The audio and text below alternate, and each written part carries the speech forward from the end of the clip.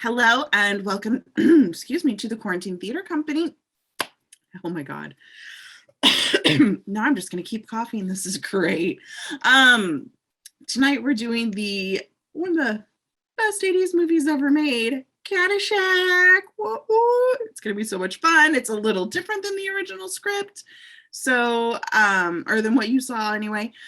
So bear with us if some of your favorite parts aren't there. Anyway, so without further ado, I'm going to introduce everybody. My name's Anne. I will be doing scene description, and because we had a dropout, I'm also covering for several other characters, including Spalding. Spalding. Oh, yeah. All right. Joining us as Ty Webb, we've got Scott. Our Al Zernak tonight, he is going to be a George. Or George is going to be him. Jen's going to be Kathleen and Maggie O'Hooligan. Woo-hoo. Kate is joining us tonight. She's going to be our Tony Annunzio and Mrs. Noonan. And then we've got our Danny is Ryan. Yay. And then kind of a combined character. We're kind of taking our own little artistic liberty here because Carl's not necessarily in this script, but basically, our Carl is going to be Logan. You'll know it when it comes. I'm sure he will not disappoint. It's going to be amazing. All right. So without further ado, we are Caddyshack by Brian Doyle Murray, Douglas Kenny, and Harold Ramis. This is the third draft from 1979. Fade in, exterior Noonan house, early morning. It's 7 o'clock and the birds are singing in the trees. Outside, an old 2-story frame house with a sagging front porch and peeling white paint, only half covered by a partial paint job. Let's go, kids, rise and shine. Let's hit the deck. Let's go, go, go. A dog begins barking. Interior upstairs hallway. Doors fly open and half a dozen children start pouring into the hall, racing for the bedroom and roughhousing down the stairs. Mrs. Noonan, she stands at the foot of the stairs, calling up to the gang of kids. She's a plump, cheerful woman with a helpful, supportive manner. The family collie, script is a little weird, runs up to the stairs, still barking. Up, up, up. Andy, Billy, I'm not hearing any movement up there. Make sure Danny's up, please. Uppy, uppy, everybody. Interior Danny Noonan's bedroom. Dawn. Sorry, I'm moving my computer. The first light of day filters through the window, revealing an incredibly messy boy's bedroom littered with dirty laundry, books, comics, broken toys, and an electric guitar. The walls are covered with Kiss posters, as they should be, framed athletic awards, and cheesy trophies on a homemade bookshelf. Little League team pictures and a poster-sized blow-up of John Belushi. Aww. A broken model spaceship dangles from a thread from the ceiling. 3 brothers share a room. Andy and Billy, 12 and 13, are getting dressed. Danny Noonan, age 18, sits on the edge of his bed, rubbing his eyes. He's manly, good-looking, athletic kid and a kind of quick natural intelligence, the oldest and the biggest of the Noonan kids. I'm up. He hops out of bed and heads for the bathroom. Hallway. Billy, Ed, and Kathleen are already lined up at the bathroom door, waiting impatiently in their pajamas. Who's in there? Danny, will you tell Nancy to get out of there? She's been in there an hour. Danny goes right to the bathroom door, knocks once, and barges in, catching 12-year-old Nancy in her panties, her mother's rouge, and lipstick smeared on her mouth. Come on, Nance. Danny! She grabs her robe and runs out. Mother, Danny saw me naked! Not much to see. Danny puts some crust on his toothbrush and leaves the bathroom. The hallway as Danny comes out. Billy, Ed, and Kathleen fight to get in next. I'm next. I called it. Oh, no, you don't. Shotgun! Danny heads back to his bedroom and almost trips over a 3-year-old sitting on a potty.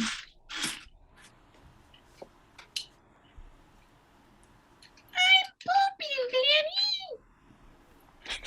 Danny! I'm proud. Sorry, I forgot to cast a 3-year-old. Your dining room a little later. Mr. Noonan, Danny's father, is trying to eat breakfast and read the newspaper while the kids pop in and out of the room. He loves his children, but over the years, with each new addition to the family, he's come to feel more and more like a forgotten guest in his own home. Danny comes through the dining room on his way to the kitchen. Hi, Dad. Can I? No. You didn't even hear. Whatever it is, no. Danny goes through the open door to the kitchen, unfazed by his father's churlishness. Interior kitchen. Mrs. Noonan is busy making fried egg sandwiches, and a crying 4-year-old clings to her apron while other kids pillage the refrigerator, spill milk and orange juice, and slop cereal into bowls. The dog is barking, the phone is ringing, and the radio plays loudly. Oh my God, this house is mass chaos. I can't stand it. Danny gets a bowl and a spoon from the cupboard. As soon as you guys get back from Little League, maybe we can get some painting done on the house. 13-year-old Sam runs in and grabs a sandwich. Douglas has got fake brick. You don't have to paint it. Hooray for the Douglases. A baby in a high chair throws a cup. Dory, bad girl. Sally, honey, you don't have to be up yet. Go back to bed. So many kids. Jesus Christ. Fucking birth control. Anyway, Danny grabs the Cheerios and is almost out the door. Danny, no word from St. Copius yet? No, but I'm not sure about that place anymore. I talked to a guy who went to college there. It's right in the middle of a cornfield. They get 8 feet of snow. It's a fine college and you know it. I don't know anything. He escapes the dining room and without sitting down, grabs the pitcher of milk off the table and pours some on his Cheerios. You get it out yesterday? Oh, sorry, that's Mr. Woman, don't steal my lines. Twice. I caddied for Mr. Webb in the morning and then doubled in the afternoon. How much is that? Dad, your voice. $12.60 plus $3 in tips. Well, put it in a college fund.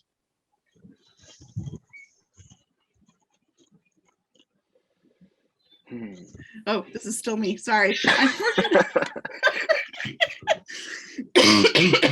Danny sighs, puts down his bowl and goes to the kitchen cupboard, digging into his pockets. Mr. Noonan watches him through the open door. Mrs. Noonan is wiping up spills and feeding the dog at the same time. Maybe you should call the scholarship people. They should have let you know by now. Sally, honey, don't put eggs in your hair. I heard there's only 2 girls there and they're both nuns. This guy had to take a cow to prom and the cow had to be in early. Well, the Mazdnak boy went there and he had a marvelous time. He's the one who went with the cow.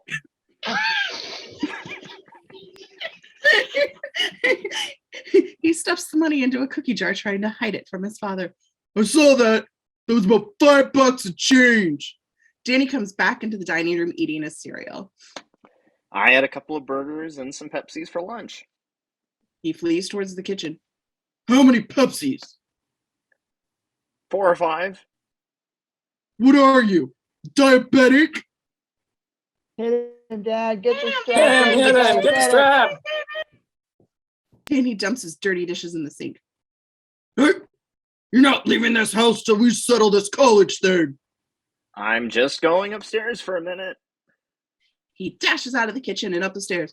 I'm telling you, if he hasn't got anything lined up by September, I'm going to ask Tom Burdick to put him out on the lumberyard. Interior Danny's room. He can hear his parents arguing as he rummages in his closet. He's not gonna work in the lumberyard. Danny grabs a faded windbreaker and letter drops out of the pocket. He reads it with a grim expression. The letter, it reads, "The St. Copius Scholarship Foundation regrets to inform you that your application for student aid has been refused," etc. Well, he's not going to be a caddy all his life, is he? Back to Danny. He folds up the letter and he hides it on a shelf. Danny, deviled hammer tuna. I can't open both. How about neither? With the argument continuing downstairs, he goes to the window and jumps out. For a moment, we think he's committed suicide. Okay. Exterior Danny's window. He swings nimbly to a downspout, hops to a tree branch, climbs through a weathered treehouse, and slides down a rope to the ground. He then jumps on a Sears 10-speed bike and pedals away. Exterior suburban street. Danny rides down a street lined with houses like his own. Exterior another street. The houses are bigger, the lawns are wider and greener. As Danny crosses over into a more exclusive section of the suburbs. Exterior another street. Now Danny is riding past a large mansions on rambling estates. Exterior Bushwood Country Club. Danny turns down a private driveway flanked by two stone columns. On one column is a brass plaque that reads Bushwood Country Club. End credits. I didn't know they were beginning. Anyway, exterior the golf course a little later. Early morning mist rises from the golf course and shafts of sunlight slant gracefully through the trees as we look into two figures standing on T5 100 yards away. One of the figures, a click is heard, swings and a click is heard and the ball sails into the air. It hangs for a long moment and drops right in the middle of the fairway. 200 yards from the green. The golfer hands his club to his caddy and starts walking towards the ball. As they approach, we begin to see them more clearly. It is Danny, caring for Ty Webb, a handsome 30-ish bachelor with clear eyes and an air of relaxed self-control. His outfit is a soft flannel and cashmere. That does not go together. Anyway, everything about him tells us that he is the perfect golfer. Ty and Danny, they walk along in quiet conversation. Danny tries hard to match Ty's easy, elegant stride. Mr. Webb, can I ask you something? Sure. When you were 18, do you ever having trouble deciding what you wanted to do with your, life? Sure. I didn't know whether to go to West Point, sail my father's ship to the islands, or just take a year off skiing in the Alps. Why? Forget it. I don't think you'd understand. Oh, come on. I know what you mean. I had the same problem at 18, 21, 25, 29, and 32. And yesterday, I almost blew my brains out with a silver-plated Beretta. So what's your problem? What isn't my problem? Did you have to take the Cooter preference test when you were a senior in high school? Yes. It said I should be a fire watcher. What are you supposed to be? An underachiever. I gotta go to college. I gotta. Do you want to go to college? In Nebraska? Besides, it costs like $8,000 a year. My dad can't even afford it. And I haven't even told him about the scholarship I didn't get. I'll probably have to work in a lumber yard for the rest of my life. Man, what's wrong with lumber? I own two lumber. Yeah, I own two of them. I notice you don't spend too much time there. I don't know where they are. They reach Ty's ball. The lake. Ty's ball rests near the edge of the beautiful lake that cuts across the fairway. On the opposite shore is a lovely green flanked by sand traps. Okay, Danny.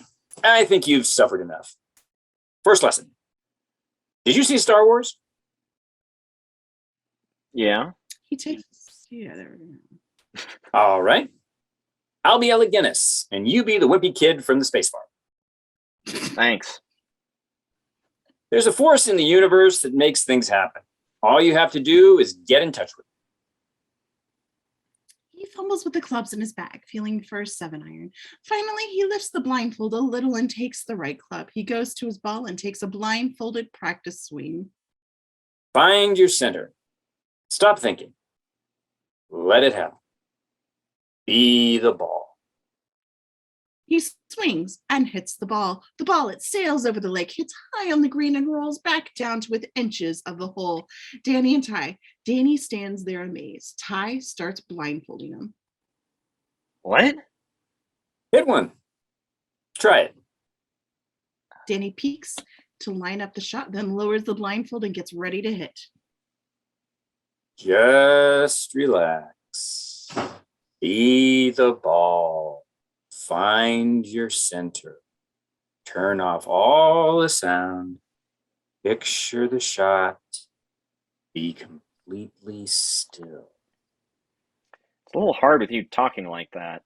Oh, all right. I'll shut up. I'm shutting up now. I've stopped talking. Danny swings and hits the ball. Ty watches it rise and drop into the lake. Where'd it go? Right into the lumberyard. We'll work on it. Honestly, just figure out what you really want.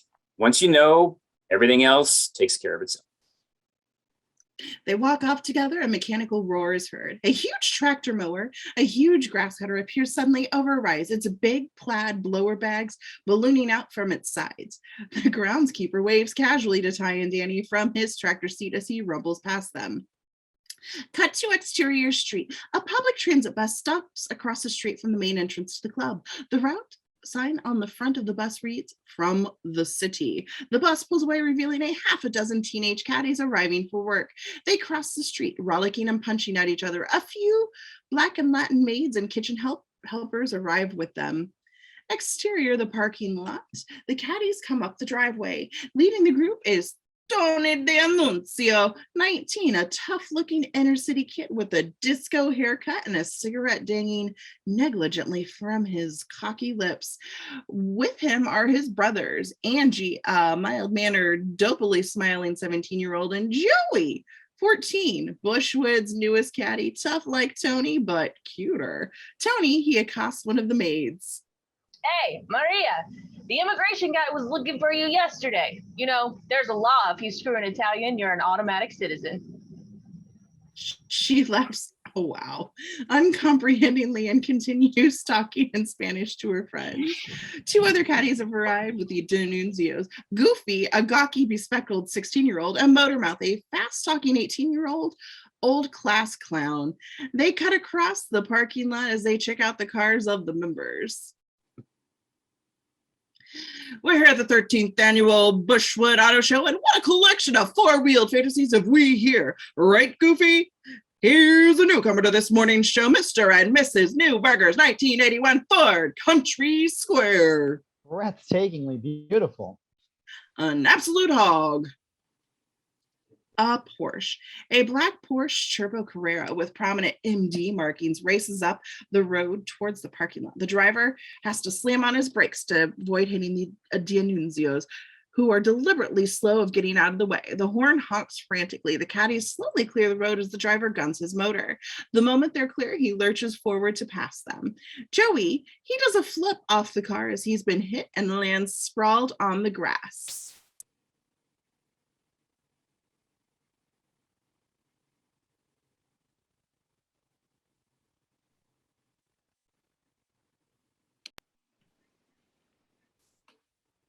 Yeah! The Porsche, it screeches to a halt. The tinted window whirs down, revealing Dr. Blaine Beeper, a rich, conceited, big city surgeon. He looks back, shocked. Oh my God. Joey, he's on the grass, twitching and flopping. The other caddy's standing in horror. The Porsche, the Beeper grabs his black doctor's bag and leaps from the car. He stops. The driveway, both Joey and the caddies have disappeared. Dr. Beeper, he slams his doctor bag against the tree trunk in a rage and then looks at it, realizing what he's done. He gives the bag a tentative shake and hears a $6,000 tinkle of broken glass and instruments. Damn it. Exterior Caddyshack. Several caddies are lounging in the yard in front of Caddyshack, one-story white frame building with green tile roof and green shutters. Joey D'Annunzio practiced hook shots against the blackboard attached to the wall. Goofy, he's sitting on a bench with Ray, an old professional caddy wearing a dirty golf cap with an emblem from the 1946 Buick Open. His suntanned arms are covered with tattoos. Goofy dunks donuts into his coffee as Ray talks.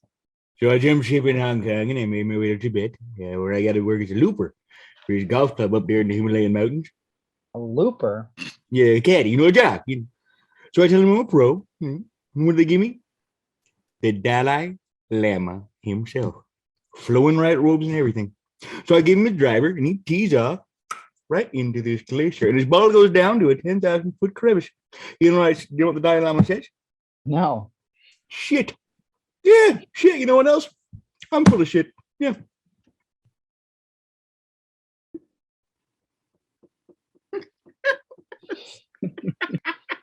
Goofy stares at him with his mouth full of donut. Danny, he crosses the caddy yard. From the way the caddies greet him, he can see that he's both liked and respected. A basketball rolls up to him. Hey, Noonan, little help. Danny picks up the ball. He closes his eyes and takes a hook shot at the basket. The ball sails high over the backboard and onto the roof of the Caddyshack. Joey glares at Danny. Thanks a lot, wipe hole. Danny goes into the Caddyshack. Interior Caddyshack. More caddies are lounging on benches, playing cards, etc. Danny enters and goes to the window of the Caddy Master's office. Tony D'Annunzio is in the office. Hiya, Tony. Where's Lou? He went to the pro shop for a minute. You want to take over the till he gets back? Where are you going? Angie, Tony's rat-like brother, appears. Hey, Noonan, you want to buy some clock radios? Nah. Got any friends you want clock radios? How many you got? How many you need? Angie walks away. God, killing me. Engine Joe is big, silent, a Native American of indeterminate age. No, Jen. No. Oh, sorry. Is playing with Phoebe, a twitching adult caddy with just a hint of mental deficiency. They take turns bowling at wooden tees with a golf ball, betting on each other. Do you have a dime for 10 pennies? Hey, Phoebe, what do you want a dime for when you got 10 pennies? 10's more than one. Pennies only work at the gumball machine. I want M&Ms. Here, Phoebe, I'll give it to you. Phoebe pulls out the pennies, and Joey, who slaps his hand, scattering them all over the Caddyshack. Danny, he turns to look and sees the little D'Annunzios bothering Phoebe. Your brothers are animals. Cut it out, moron! Phoebe, he's on his knees looking for his pennies. Here, Phoebe. Here's a dime. Thank you, Engine Joe. He gets off his knees, but Angie snatches his cap and tosses it to Joey. Danny, they got my hat again. Get it back to him, Joey. Here, Andy. You want it, Noonan? Take it. Danny grabs from it, Joey jumps on his back, and they go down, knocking over the gumball machine, which breaks and sends gumballs rolling all over the place. Then Angie jumps on Danny to help Joey, but Tony arrives and yanks Angie to his feet, cuffing him sharply a couple times. Danny gets a good grip on little Joey's neck and pastes him to the wall. Younger caddies scurry around after the pennies and the gumballs. Engine Joe laughs. The door, Lou Loomis, caddy master, enters. He's a likable master sergeant type with a veneer of toughness to keep the caddies in line. Okay, break it up. Pipe down, all of you. Angie takes on the last wild swing, but Danny actually hits Lou on the arm. The caddies suddenly go quiet. Lou grabs Angie and pushes him over the sign on the wall. What's that sign say? No fighting. What's it mean? No fighting. You only one gumball machine. Now clean up that mess. Now. Mm. Now what is this? I count on you guys to keep these monkeys in line. What's that candy wrapper doing there? Don't you see it? We'll pick it up.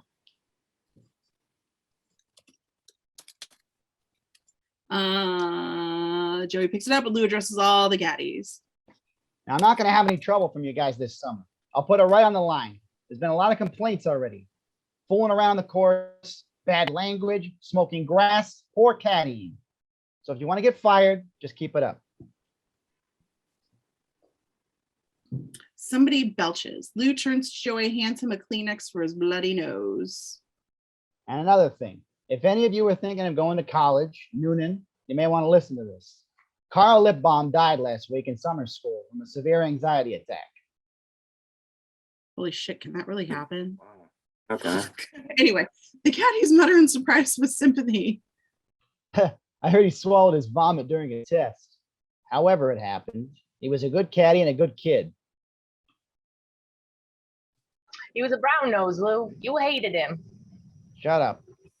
Anyway, that means the caddy scholarship is available, and anyone who wants it should go see Judge Smales. Kiss his ass. That would help. Now let's go. We got golfers waiting. The caddies start to file out the door. You, Joey, pick up that blood. How do you pick up blood? I don't understand. Interior men's locker room. A cloud of steam billows from the steam room as the door opens. Several portly members can be seen through the mist. They look like ancient Roman senators wrapped in their sheets and towels. Several other members stand or sit around the locker room playing cards or changing in and out of golf and tennis togs. Judge Smales, a rich old fart presiding, head of Bushwood, holds out a pair of golf shoes to Smoke, the black locker room attendant. Oof. Oh, Westinghouse, look at us built-up blacks on these shoes. This is quality leather. I want the wax stripped, and I want them creased and buffed with a soft chem, and I want them now. Chop, chop. Yes, Your Honor. Oh, sorry. Smoke applies one shoe to an electric buffer. We're just about to tee off now, so move all my appointments back a half hour. Testing now. 3, 2, 1, test. Check. Smales, he's now in the middle of a joke. Then we eat and screw until we drop from exhaustion every day. The fat old crony begins to giggle. And Solly says, Mo, heaven sounds wonderful. And the other Jewish fellow says, Wow. Ty Webb, he's hiding behind another row of lockers listening to the joke as he ties his shoes. heaven? What do you mean heaven? Judge Smales, he rises to the punchline, but Ty beats him to it. I'm a Bowling, Montana. Smales winces and looks sharply at Ty, who appears from the lockers. An old crony, his pudgy pink face jiggles as he laughs. You have to hand it to the Jews. They know how funny they are.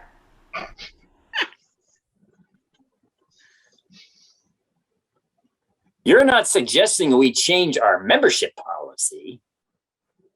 The crony puts on a bishop's collar and closes his old locker. Oh, no. They have many fine clubs of their own. Oh, hello, Webb. What'd you shoot today? I don't keep score, Your Honor. Ty heads for the exit and stops, blocked by Beeper's stretched out phone cord. Beep, beep. Bumper jumps and Ty exits. That fellow's got a real chip on his shoulder. Too bad for his father. Say, Bishop, you hear the one about the little colored boy who...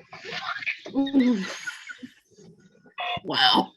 Smoke, he frowns and presses the judge's golf shoe against the buffing wheel until the shoe begins to smoke and Spike to shoot it out. This movie really emphasizes how awful these kind of people are. Then he looks at the shoe and smiles at the big burn patch at the toe. Exterior golf course. The caddies troop up the path to the first tee area. Well, it's a lovely day for looping here at the beautiful Bushwood Country Club. Buttermouth holds the candy bar like a hand mic. Goofy and Dummy unlock alongside. Oh, wait. I've got a candy bar. We've got about 25 loopers all primed and ready to be assigned to their prospective loops by looper leader Lou Loomis. And gee, they're excited, a bunch of caddies all pumped up to those 50-pound bags at about 5 miles. Right, Danny? That's right, Mouth. It's a grueling test of strength and endurance. Ignorance. Wow. Ignorance, I mean. I get it. Don't need to be on camera. Exterior of the practice tee. Danny approaches the practice tee and sees Sam Riviera, the club's golf pro, finishing a lesson with Mr. and Mrs. Haverkamp. Sam is about 40, deeply tan and dressed in pastel golf sweater and slacks. The Haverkamps are a cheerfully senile they're old because they're 40. Fuck you. Dressed in matching outfits who keep gamely trying to hit their practice shots. They succeed only in going deep holes around. Oh God, this seems okay. I'm sorry. My mind's in the gutter. I apologize. They're golf balls as they repeatedly swing and miss. Oh, Sam is 40. Gotcha. Sorry about that. Sam, thank you. I stand corrected. Sam's 40. He's not the old people. I feel better. Thank you. He watches with the weary patience as the Havercamps ineptly flail away. Okay, Mr. Havercamp, just try looking at the ball this time. Mrs. Havercamp, you got your club face turned around again. The old man swings and gouges a huge divot.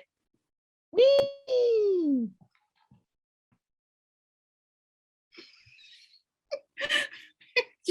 Danny picks up their matching baby blue golf bags and approaches the Havercamps.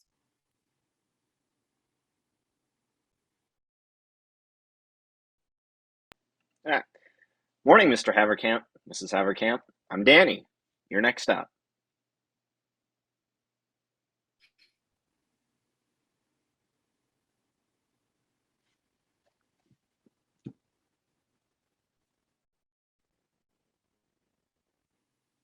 Let's go, Dolly. I'm hot today.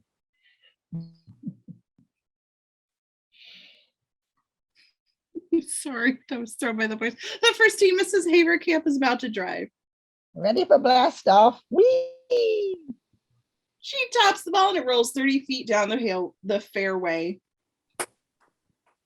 That was a peach, hon. That's great. Sam Rivera, he stands next to Danny watching Mr. Havercamp. Excellent. Good luck, Noonan. This will be the longest 18 holes ever played. The snack shop. Several tables are filled with members having sandwiches and beer. The counter. Maggie, a very cute, rosy-cheeked Irish girl in her early 20s. With her last customer exit, she turns to the frozen custard machine, takes the bigger size sugar cone, and dispenses for herself an incredibly tall, very precarious softy freeze. She takes a happy lick and spots Danny coming off the ninth. Danny, he trudges up to the snack shop completely exhausted. His shirt soaked with sweat. Maggie smiles and signals covertly to him. Danny slips around to the back of the snack shop, the back door. Maggie comes out and gives him a free burger and a shake. Hi, Maggie. Hi, don't let the judge see you. Not here. You left these last night when you ran off. I had to babysit. Want to go out again tonight? Out to my room? Look, Danny, I like you a lot, but let's not make a regular thing out of it. We've got a good friendship going, and I'd like to keep it that way. Besides, I got some bad news today. What? They won't renew my work permit. I have to go back to Ireland at the end of the summer. Gee, that's a drag, Mag. I really want to stay. If I were married to an American, I could. No problem. You can live in my room, under the bed. Aren't you going to college? Doesn't look like it, unless I get the caddy scholarship. You'll get it. And we'll get married, just for show, of course. And I'll be a stewardess for Aer Lingus and be flying all over the place. Now, doesn't that sound like something? Tony, he comes around the corner of the snack shop. Aer Lingus, I know her sister, Connie. You've got a smart mouth. That's what Connie told me.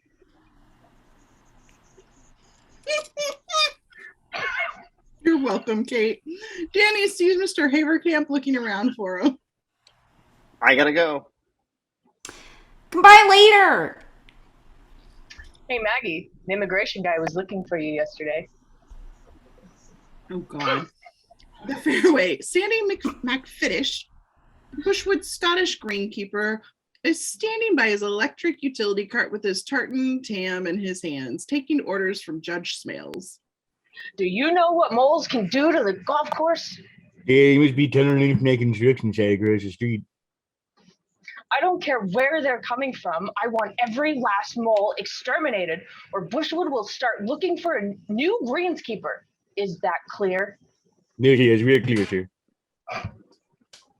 Mole, it pops its head out of the hole and cocks its head. Then it hears a noise and ducks back in. I'm just going to start saying groundhog instead of mole, just FYI, because it's better. Sandy, he drags a thick water hose on the fairway and sticks the nozzle into the groundhog hole. 18th green. Danny comes off course really exhausted now, followed by the Haverkamps.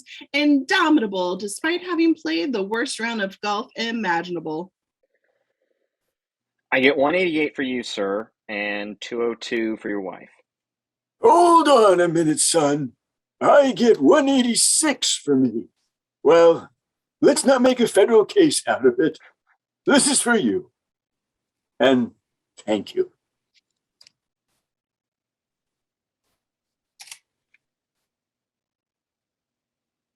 Did I miss a spot? Oh, okay. Wait. Danny's hand holding 2 shiny quarters. Sorry. Thank you, sir. Danny, he trots so wearily across the fairway, lugging both golf bags. He trips over Sandy's water hose and falls flat on his face. The clubs spill out of the bags with a noisy clatter, and 24 golf balls go rolling off in all directions. Goddamn son of a bitch!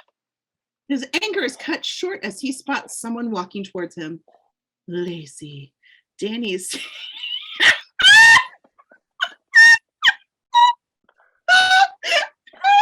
Jesus Christ, Danny sees Lacey Underall, a very beautiful girl, walking towards him in a short, very alluring tennis skirt.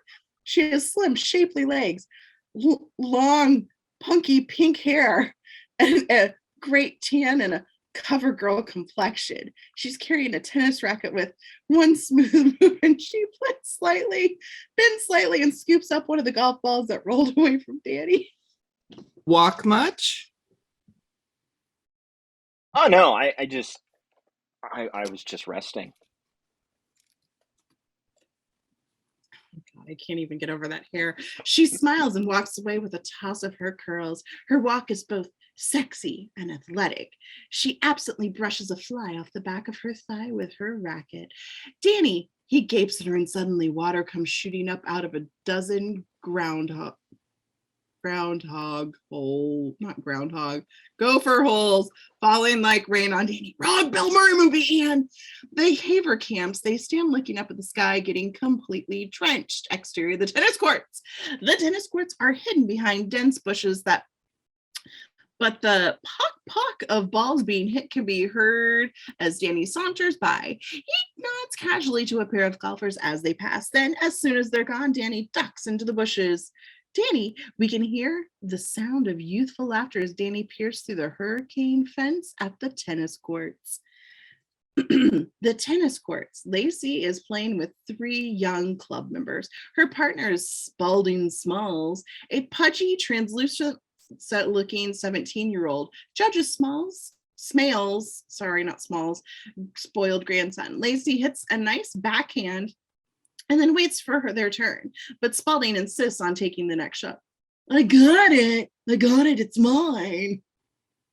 Lacey backs off reluctantly and watches Spalding hit a lame forehand right into the net. Oh, shit. Well, will you stay out of my way? He flings his racket in disgust. Christ, Spalding, I hope you screw better than you play tennis. Their opponents, Noble Noyes, a tomboyish girl with fuzzy red hair, walks up to the net. Hey, Lacey, are you coming to the dinner dance tonight? Will it be any good? No. You talked me into it.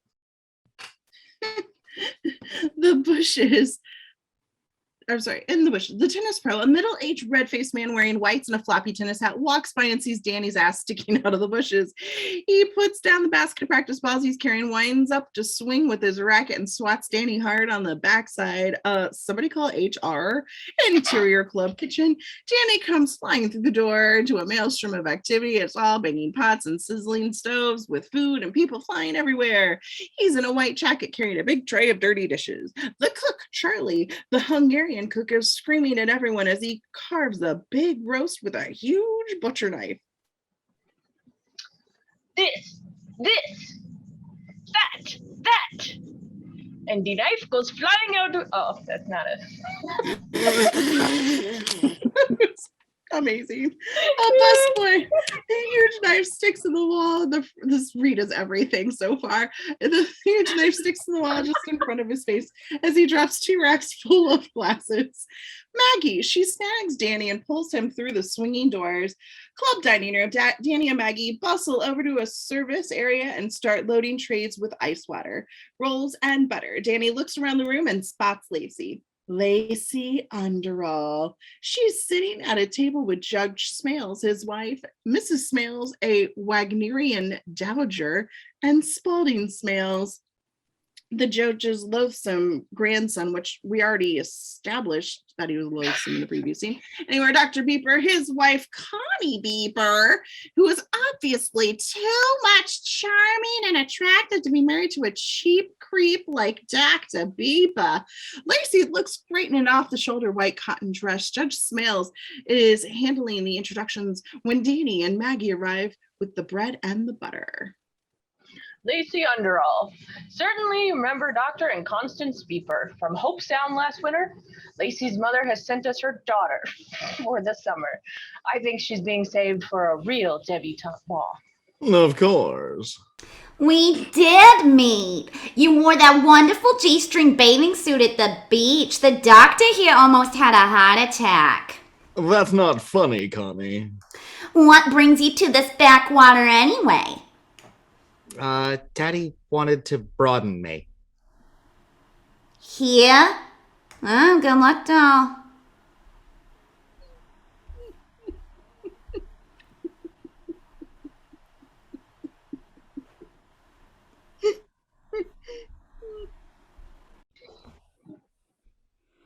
I think our community has a lot to offer, Connie, really.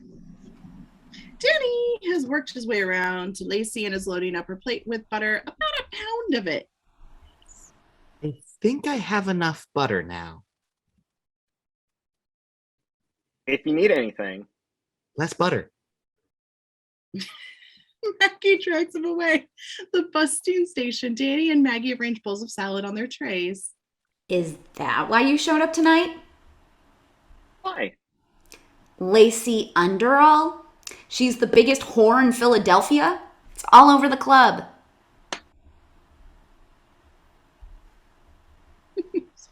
Danny looks at Lacey with even greater interest. The noise of a glass breaking startles him.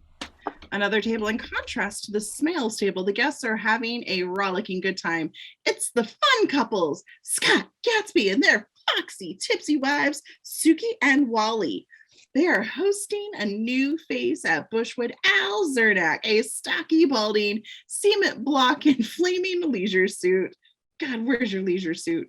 His voice is loud, his manner is deliberately offensive, and he seems to really enjoy the company of these rich young marrieds. Danny arrives to clean up the broken glass. So when Mona died suddenly last winter, I said to myself, Al, if you keep busting your hump 16, 20 hours a day, you're going to wind up with a $60 million funeral for yourself. He farts loudly. Danny can't believe it. Oh, sorry, somebody step on a duck? So hey, dog, could you scare up another round for our table and tell the cook this is low-grade dog food, okay? And happy birthday. He slips a 20 into Maggie's hand. Oh, thank you. Oh, God, I've had better food at the ball game. The fun couples break up again. Danny stares at Al, enjoying his outrageous antics. Anyway, so now I just keep the real estate. I mean, with the market these days, if you own anything but dirt, you own a popcorn fart. Hey, Junior, ask our waitress if she wants to get married. Smales table. The staffs all stare at Zernak. Only Connie is amused. Lacey is just bored. Zernak. Al notices Judge Smales staring coldly at him from the next table. Hey, who's the mummy?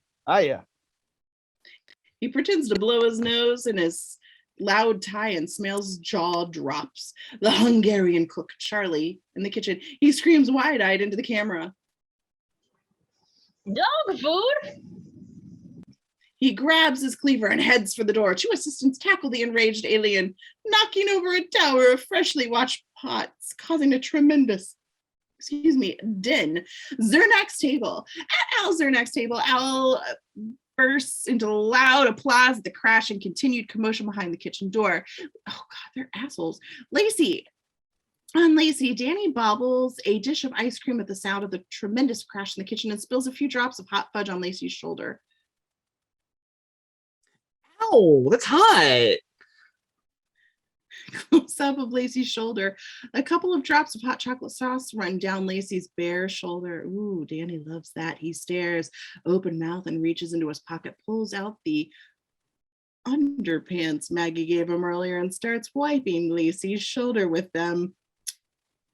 Lacey stares at the underpants, then at Danny, and Danny beats it. The band starts playing in the next room.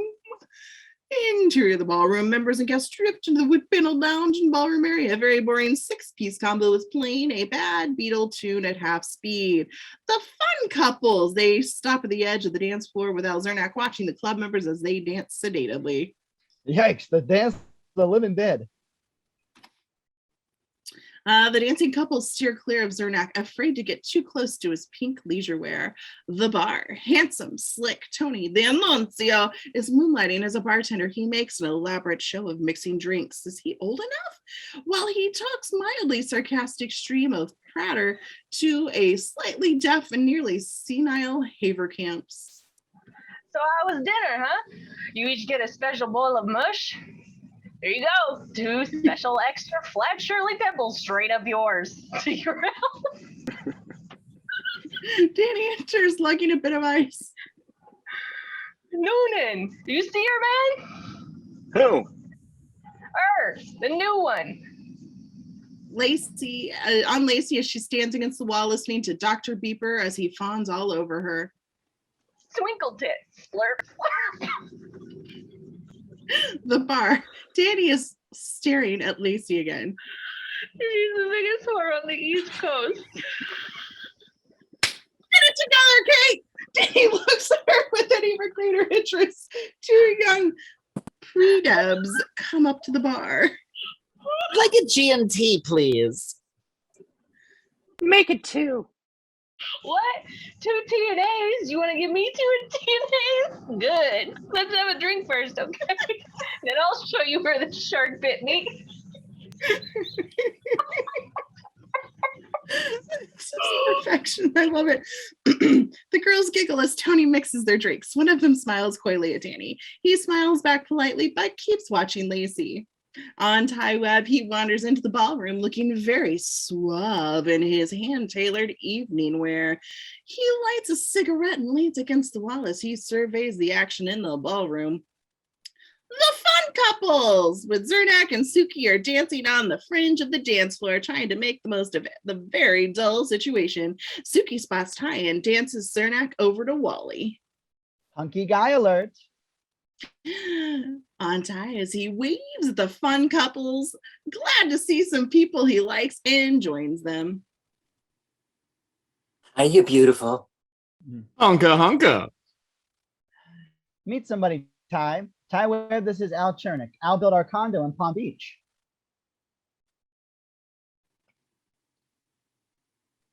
Really? You also built a new shopping mall in the middle of a bird sanctuary last year, didn't you? Yeah, that wasn't easy either. The Audubon Society put me on their hit list. I was getting obscene phone calls from Marlon Perkins. We had to relocate every goddamn last grouse, crow, and chickadee to a kid's aviary next to the Woolco. You should see it. I have. It's a regular bird shit factory. Heads up, I think somebody's giving you the big eye.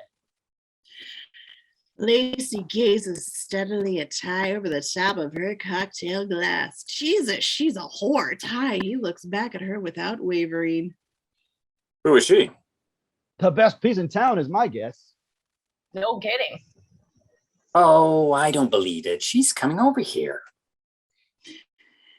On Danny as he stands at the kitchen door holding a tray of little cakes and pastries, watching Lacey as she crosses the room towards Ty Webb. Suddenly, Maggie bursts the door, banging it hard into Danny's back and sending the pastries flying off the tray. They both stop to pick up the cakes and pastries. Ty, as he watches Lacey, she comes up to meet him. Hello, my name is Lacey Underall. I'm 17 and I'm trouble. Ty is amused and intrigued by her boldness. Jesus. Ty Webb, I bet you're not as bad as your reputation. Better. Will you dance with me? Sure. She takes his hand and leads him to the dance floor. The fun couples make a big show of raising their eyebrows and elbowing each other in the background. The bar, Tony is still hustling the two pre-dubs. So what you girls gonna do when you grow up, huh? Drop acid in France, not even wearing tops probably? And then you burn out and marry some soup who's into squash. I bet you're still into the captain and let's face it, girls. It's bigger than both of you, if you know what I mean. Zernak steps up to the bar. Hey, pal, can you make a bull shot? Can you make a shoe smell?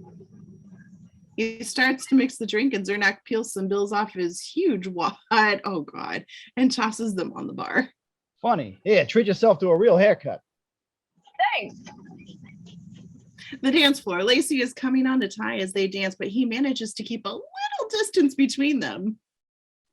Well, Ty, what do you do for excitement around here? I play a lot of golf.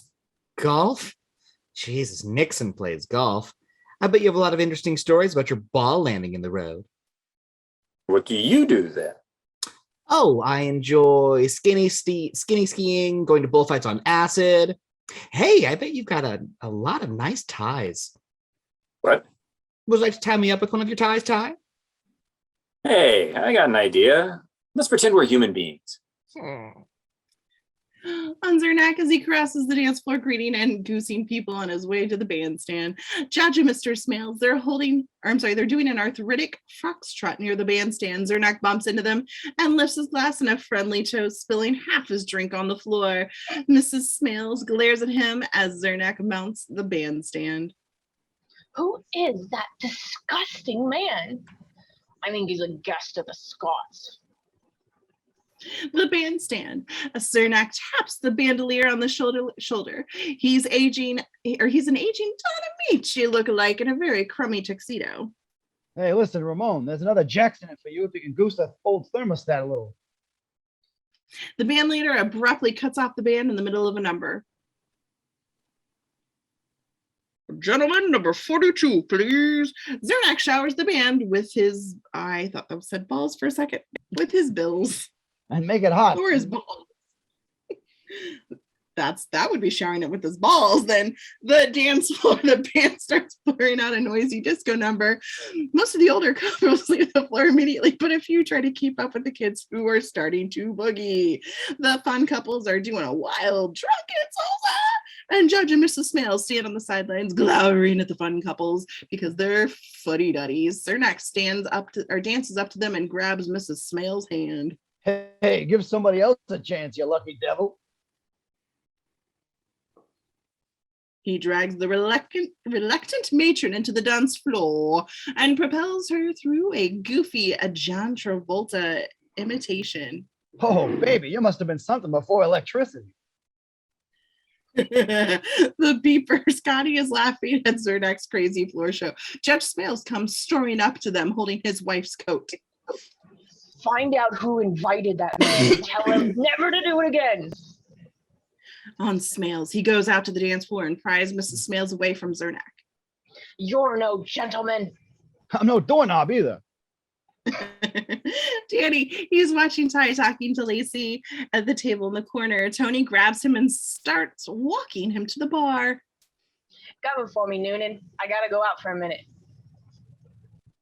The two pre-dubs as they stand waiting for Tony at the doors to the terrace. Oh, Jesus. The bar. Danny goes behind it and he finds Bishop waiting for a drink.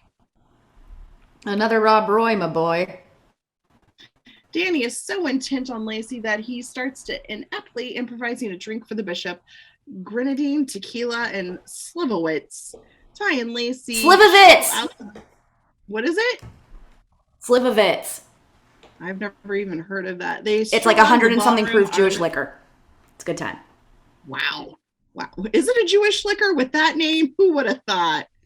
Danny, he tosses the bar rag into a punch bowl and leaves. The Bishop takes a sip of his drink, gags, and spits it out. Exterior, a sand trap in the morning, an explosion of sound rises and a ball sails upward. A flag stick. The ball hits the flag and almost drops in. Ty, he straightens and marvels at his shot. Wow, I am the best. Did you see that? Danny backs into frame, raking the trap as Ty steps out. No. Danny throws the rake and it bounces, almost hitting Ty. What's the matter? You getting lazy? No. You getting her. Pardon me? What are we talking about? Did you ever get that college thing settled? I've got one more chance. Maybe I can win the caddy scholarship if I suck up to Judge Smales. Okay, second lesson. First, forget everything I told you last time. Ty drops his balls on the green. He turns to Danny and backhand putts perfectly into the hole. Never rush your swing. Stay loose. Don't press. No. Ty casually taps his balls at once. I'm sorry, 2 balls at once into the hole. If you obsess on your desire, you may clutch at the end like Sneed in the 79 Masters. Ty casually kicks the ball right to the edge of the hole. Missed. Ty lines up another ball between his legs. Just one. And one model of the physical universe of the shortest distance from one star to another can be in the opposite direction. God, there's so many ball jokes I can make. Ty taps the ball and it hops over and the kicked ball and into the cup, and Danny blinks. Basho, the Zen master, once wrote, "A flute without holes is not a flute. Donut without a hole is a Danish." That's not true. Anyway, Ty sinks the ball, shooting between his legs. He falls to his hands and knees to line up his last ball. If you need something from someone, you should never appear to need it. Don't move, grasshopper.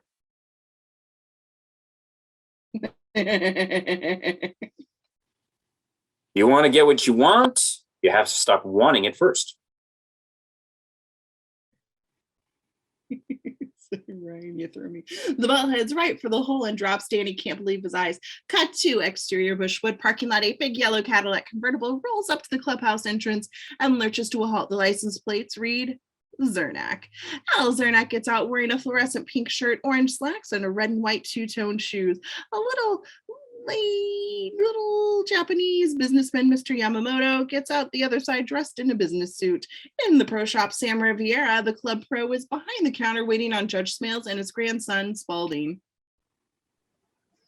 Sam, Spalding needs some balls.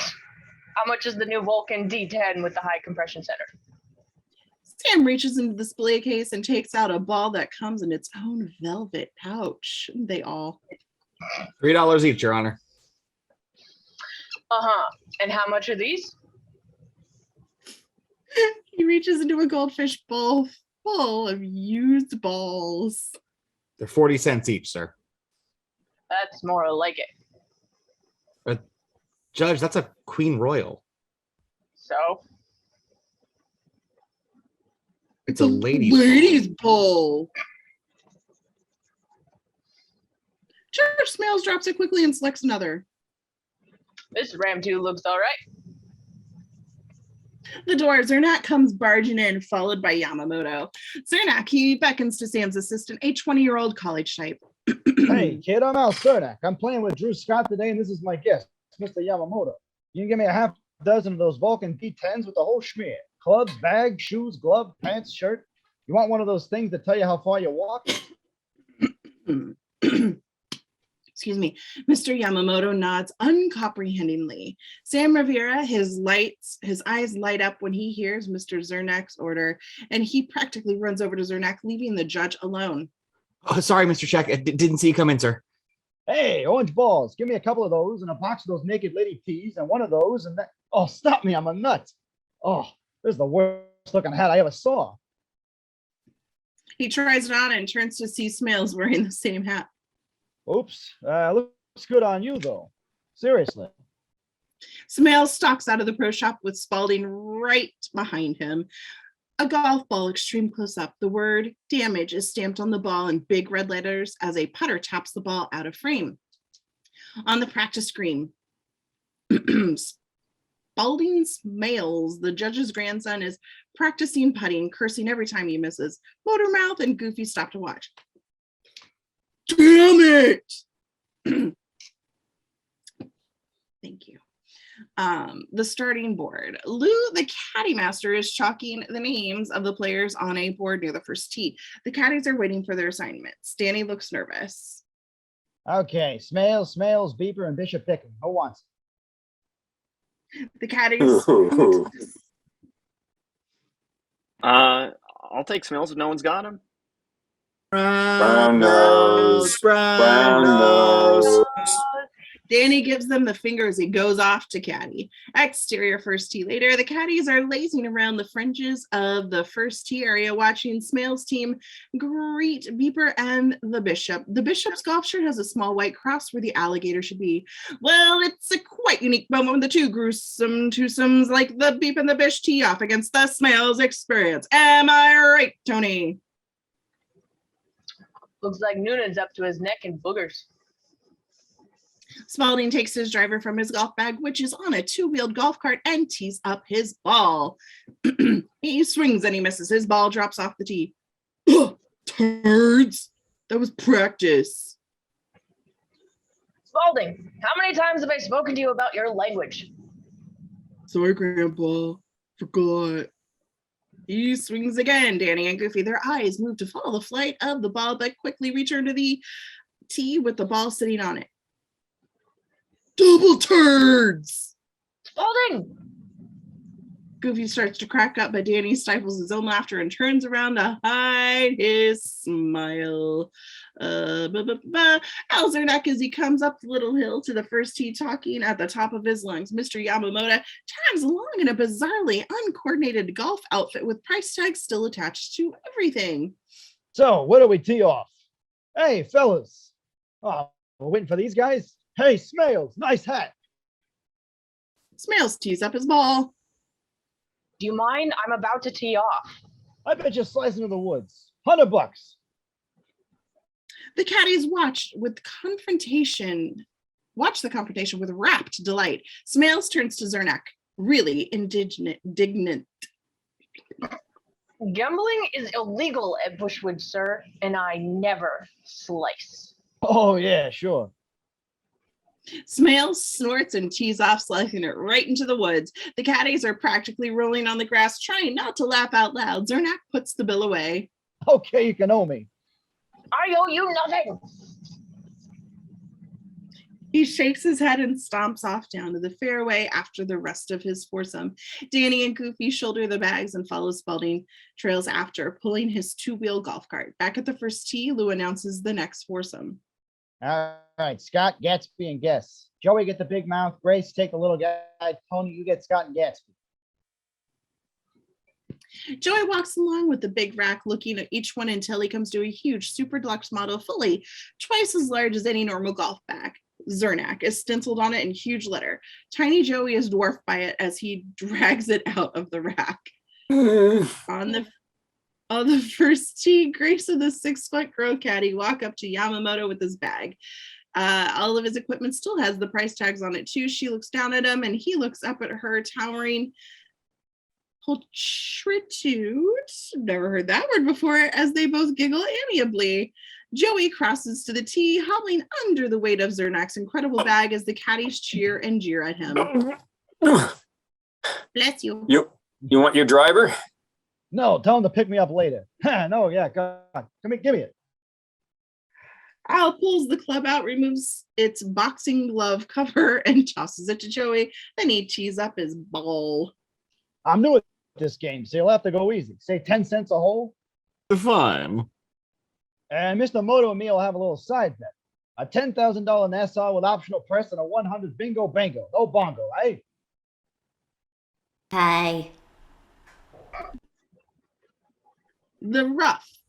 Snails finds his ball, looks around, and tosses it back onto the fairway. Don't count that. I was interfered with. Yes, sir. By the way, what did Mr. Webb shoot this morning? He doesn't keep score, sir. I know, but just guess. 80? 75? More like 68, I think. Bah, I don't believe it. Zernak drives off the first tee with no technique, but with amazing power. Smales is just about to swing when Zernak's ball bounds into the frame and strikes him in the chest as he falls over. Zernak waves apologetically. 4. His foursome starts walking down the fairway. Joe struggles to keep ahead of him, his whole body hidden by the enormous golf bag. What do you got in here anyway? Rocks? Ah, come on. When I was your age, I used to lift 50 pounds of ice up 5, 6 flights of stairs. So what? So what? So let's dance. He reaches over and switches on a radio built into his golf bag. A loud disco tune booms out over the course. Judge Smales, he's just about to hit when the loud music comes wafting over the course. Now, what in heaven? That man is a menace. Turn that off. Good. The judge hits a bag shot and stomps off after it. Danny walks alongside, taking his club. That music is a violation of my personal privacy. He's breaking the law. Really? Always been very fascinated with the law. Oh, what area? All areas. Privacy laws, noise statutes. I plan to go to law school after I graduate, but now it looks like I won't have enough money to go to college. Well, the world needs ditch diggers too. Wow. Danny nods politely, then makes a face behind Smales' back. On the first screen, a little bit later, the bishop sinks his putt as Spalding lines up a 15-footer. Put me down for a 5. Goofy holds up 8 fingers behind Bishop's back for Danny to see. Spalding putts and misses. Help! Quickly putts again and misses. Damn! Easy, son. Well, the caddy's right in my line. Move over, stupid. Danny moves away slowly and watches. Spalding misses again, picks up a gimme, and storms off the green. Get out of my way. Continued on Danny's foot. Spalding's cartwheel rolls over Danny's foot. Danny glowers at Spalding's shoulders. The golf bag is carrying and walks towards one of the second tee. I need a little water there. Zernak's foursome. They march toward the first green. Zernak is drawing beer from a tap built into his golf bag. That's my kind of golf bag, buddy. He's entertaining Scott and Gatsby by jazzing the caddies, Tony and Joey. You guys really know how to carry golf bags. This is considered skilled labor for Italians, isn't it? What else can you do? I know how to make a bollock by rubbing 2 pieces of shit together. Zernak stops his ball on the fringe of the green and takes out a putter equipped with a Norden bomb sight. Oh, yeah? Well, I'm Hungarian, not Polish. Then I need 3. Zernak lines his putt up and adjusts the bomb sight. Hey, the bartender, you poured me a drink last night. I poured you about 30, sir. Bombs away. The ball curves towards the hole and drops. Boom! In the fourth tee, Smales gazes at a row of new ranch homes across from the course, visible from the elevation of the tee. You know, Reverend, when we started Bushwood, you couldn't see a single house from here. We called it a country club because it was in the country. Now look, they're almost on top of us. Beeper and Danny, as the bishop, tees off in the background. I think surgeons are like the fighter pilots of a hospital. Interesting theory. I want to go to medical school, but right now my parents can't afford to send me to college even. But wait, I know a way a college-bound fellow could pick up some money fast. You do? Yes, my regular man is sick and I need someone to mow my lawn. Sunday morning, I'll make it well worth your while. Beeper walks off the tee and Danny gives him the finger behind his back. The third green. Al Zernak spies a row of ranch houses. Hey, look at all those houses. I bet they'd love a great shopping mall right here. Condos over there, plenty of parking, racquetball, adult twin theaters, a kiddie playground. We'll make a fortune, believe me. You know, country clubs and cemeteries are the biggest wasters of prime real estate. Dead people don't want to be buried these days. Ecology, right? And you know who belongs to country clubs? The newlywed and the nearly dead. Smales, he's on the 14th fairway about to hit. Danny stands with the bishop watching him. I'll tell you, son, my real love is working with young people like you down at our new Lutheran Center. You ought to stop by sometime. Often thought about entering the priesthood. You're Catholic? Oh, well, then you, can't come. Continued the 17th tee. Zernak, Tony, and Joey are watching a Cubs baseball game on a 5-inch TV screen built into Zernak's golf bag. Al is a little blushed, consequently relaxed and reflective. I used to steal a lot of stuff when I was a kid. Turned out to be a good practice for the business world. Growing up on the street is the best education you can get. Hey, look, a groundhog. It's actually a gopher. It streaks across the fairway, chased by a bizarre-looking dog. Sandy, the groundskeeper, follows with a butterfly net. The gopher dives into a hole just ahead of the snarling dog. Tony, he shouts to Sandy. Sandy, who's the pooch? Sandy stands by the hole as the dog digs frantically. He just got his gopher hound. Best rodent dog in the world. The gopher pops out of another hole a few feet away. The dog leaps on it as Sandy lunges with the net. He nets the dog, which goes berserk, snarling and yapping in the net as the gopher scurries away. On the 18th green, Smales is just about to putt when he sees the gopher hound in the distance fighting with the groundskeeper. What now? In the fairways, Zernak shouts at Smales as he locates his ball. Hey, Smales, $1,000. You missed that putt. On the green. Okay.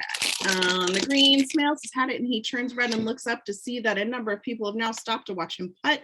Besides Danny and Goofy, Dr. Beeper, and the Bishop, a few other players and caddies who just finished are waiting for him to putt. Also, a few women in tennis clothes on their way to the clubhouse patio have stopped to watch. On Smales, as he concentrates, taps the ball and misses. The spectators groan sympathetically. In a rage, he hurls his putter. Danny and Goofy, their eyes follow the club, sails over a tall hedgerow, and a woman screams and a crash is heard. On the clubhouse patio a moment later, Judge Smales is apologizing to a startled crowd as Dr. Beeper revives a stunned woman member. An umbrella table is torn.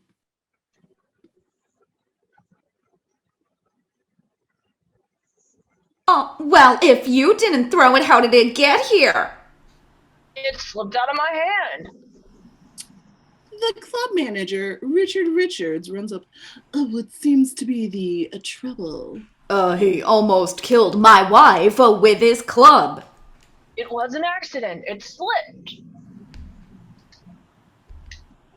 I noticed your grips were worn. I should have mentioned it to you, sir. Sam could put some stickum on them for you. Good idea. Next time, be more careful. I'm really terribly sorry about all this. I'll sign for your lunch, all right? And I'll sign for the umbrella. Oh, no, Judge.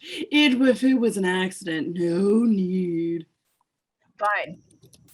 Double scotch and soda over there. Danny, come over to the table and I'll sign your card. A table a little later, Danny stands by as Smales signs his card. Danny knows he's onto something. Thanks for your help back there. You're a fine caddy, and that's something to be proud of. Say, did you know that we're awarding another caddy scholarship this year? Yes, I have heard something about it. But my grades in school weren't actually that outstanding. There are more important things than grades, son. You just turn in an application and let me take care of the rest. By the way, I'm launching my new sloop at the yacht Sunday afternoon. A lot of the young people will be there. Why don't you join us? That sounds great, sir. Thank you. And you tell Ty Webb that I'm gunning for him. If he's that good, I want to see it. Interior of the locker room. Smoke is vacuuming the rug while Spalding approaches him. Smoke turns off the machine.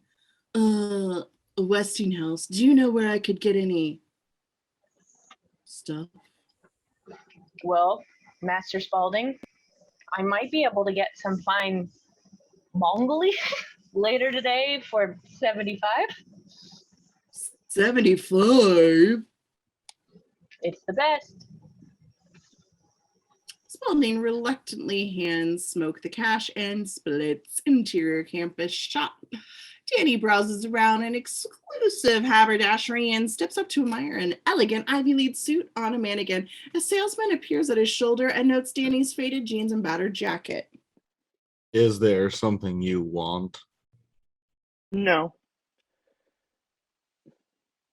Not is this the best suit you've got? Of course not, sir. If you just come with me and slip off your jacket. Dissolved to exterior campus shop. Later, Danny comes out with several bags and boxes. Exterior club maintenance garage. The two-story converted stable has the feeling of an 18th century English farm. Grass cutting equipment, gardening tools, piles of mulch litter the courtyard. A potting shed is just opposite. Smoke. He's pulling dead, dry weeds out of the ground and stuffing them into a plastic baggie as he slips away as Danny comes walking across the yard carrying a golf bag. Danny stops and turns at the sound of a voice. Oh, Danny boy. Oh, Danny boy. He looks up. And Maggie, she's leaning over the railing off of a balcony in her uniform, smiling down at him. You can see right up her skirt. Perfect. Can I give you a hand with your bag? Hi, Mag. Oh, so it's Mag now. Mary Margaret Mag the Hag, another bag? Cut it out. I can see up your dress. I know. Come on in. Jeez. Danny looks around nervously and trots up the stairs. Cut to interior Maggie's bedroom. Maggie lies seductively on the bed in her uniform and white shoes. Her room is simple but tidy and charming. Photos of home and family occupy places of honor atop her desk and dresser, along with a major standing crucifix, a blow dryer, a glass snowball souvenir from Disney World. Danny sits down on the bed and they kiss. How's your little friend? Who? Change your penis. Maggie starts to pull off his t-shirt, but delivery kit gets stuck over his head, pinning his arms. This is for the cruel intentions. I'm sorry. Shit. Lazy overalls.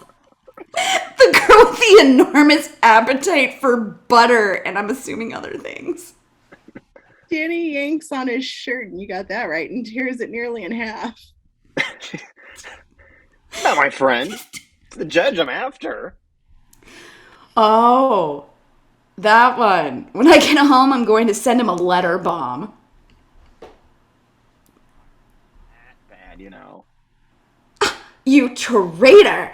Tony D'Annunzio needs money worse than you do, but he'd never go oiling up the judge like that. Well, Tony doesn't want to go to college. He didn't even want to go to grade school. That doesn't make you better than him. They lie together in silence for a moment. It's a horror. Maggie shoves him off the bed. Exterior Danny's house, early Sunday morning. A 62 Chevy station wagon with rusting fake wood paneling is parked in the driveway. Church bells are ringing all around the neighborhood. All of the Noonan kids come running out the side door of the house, dressed for church. Out the side, they pile into the wagon, fighting for good seats, jumping in and out of the windows like a barrel of monkeys. Great game. Interior. Mrs. Noonan comes out in her best Sunday outfit, including white gloves and a hat with a veil. She takes her accustomed place in the front seat, and Danny closes the door for her, then runs around to the driver's seat. He backs out of the driveway fast and speeds off down the street. Danny, don't drive so fast, dear. Annie, honey, don't pick that. It'll fall off by itself. Interior of the wagon, Mrs. Noonan is about to get out, but stops. Danny is desperate to get going. It wouldn't kill you to go to mass, you know. I went last night. They had a special midnight mass for people with summer jobs. Yeah, I bet. I gotta deliver papers. I gotta mow Beeper's lawn, and I'm... Going to a party at the yacht club. I know. Hooray for you. Remind your father to pick us up after Mass, all right? told me 1,000 times. And you'll still forget. She closes the door and Danny peels away. Exterior Noonan garage a little bit later. Danny and Andy are loading up the wagon with heavy stacks of fat Sunday papers. We gotta tie them better. I don't have time. Let's go. He jumps behind the wheel in the back door. Mr. Noonan comes out carrying his golf bag on a cart, golf shoes with a bag of lunch. He's dressed to play golf, looking snazzier and happier than we've seen him. The car speeds off down the driveway. Hey! Exterior suburban street. The Chevy wagon speeds down the street. Andy whips papers out of the open tailgate. A front door on the street. A man in a bathrobe opens his front door to get his newspaper. He looks down at his lawn in shock and turns to look up the street. The front lawns on both sides are almost covered with a mess of papers swirling in the summer breeze. A dog chases the Chevy wagon as it squeals around the corner and disappears. Dr. Beeper's mailbox. The mailbox is a beautiful replica of a country home with the name Beeper, MD. I'd watch that show, painted neatly on it. Dr. Beeper's lawn. It's easily 7 rolling acres of gracefully landscaped lawn gardens, fountains, statuary, and topiary. The grass is a foot high. Very small, rusty push mower stands unattended. In the middle of the vast, uncut expanse, a mechanical roar is heard approaching. Dr. Beeper's mailbox. It begins to vibrate as a monstrous machine passes. The greenskeeper's tractor mower, meower, Jesus Christ, I'm tired, I apologize. Danny sits atop a mechanical monster we saw on the golf course and steers it up Beeper's driveway. He handles the thing onto the spacious lawn and cuts the grass with incredible efficiency, doing the whole job in one sweeping circuit off the grounds. Danny, he turns to admire the wonderful job he's done when he's clotheslined by a line of lawn. He's literally clotheslined and gets him by the neck and pulls him off the mower. A maid runs out of the house yelling at him. The mower and Danny and the maid watch in horror as it unattended mower runs over a carefully sculpted hedge and chops it up like a Vegematic. Next door, the Beeper's neighbors are having an elegant lawn party. Suddenly they hear the roar of a motor and turn to see the mower eat its way through the tall, thick hedge right into their yard. The guests run screaming and the mower runs right over a loaded buffet table, sending up a shower of chopped cold cuts. Then it runs over a bed of carefully planted tulips and exits the yard by eating through the hedge on the other side. The guests look after it stunned as Danny comes through the new opening from Beeper's yard. He trots through the debris, bowing politely to everyone, and disappears through the newly cut exit on the other side. A gas station a little bit later. Danny's station wagon pulls up at the pumps. He's jumped up, sweating, nervous, and shouts something to the gas station attendant and dashes into the men's room carrying a DOP kit and the boxes from the campus shop.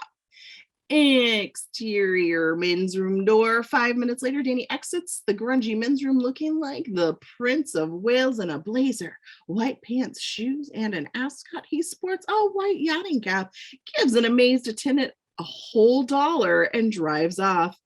On the sign, Great Lakes Yacht Club, members only. The yacht club parking lot. Danny drives into the lot and looks around the expansive Mercedes, Cadillacs, and shining sports cars parked in the lot.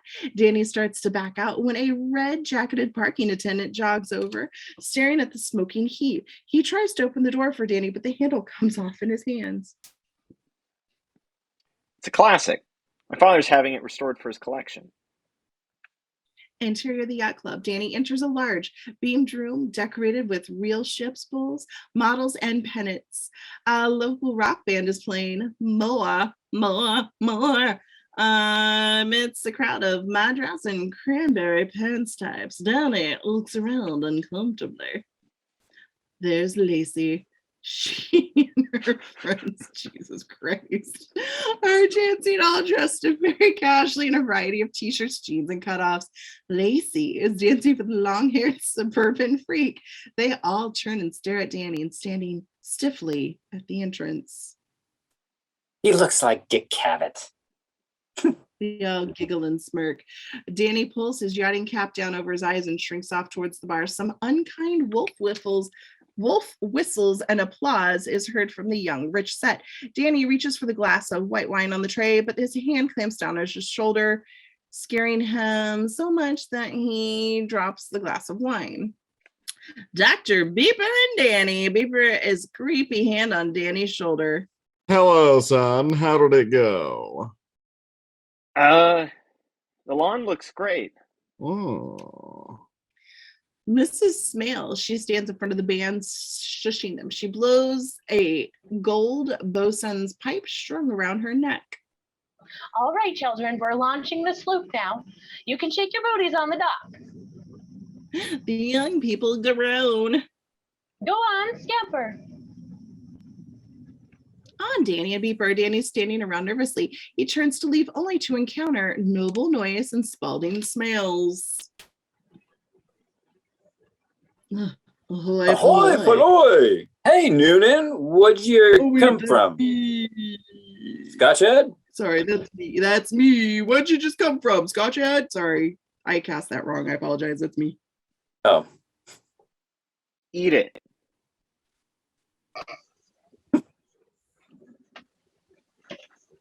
On Mrs. Smales walks by and stops. My, what a nice looking young man. You're from Bushwood, aren't you? He's not a member. He's a caddy, Grandma. Judge Smales invited me yesterday at the club. Oh, yes, the boy who wants to be in the Senate. Too bad more of your generation don't follow your example, young man. You look like boogies. Now scamper. They leave, and Danny stands there for an uncomfortable moment with Mrs. Smales. May I escort you out, ma'am?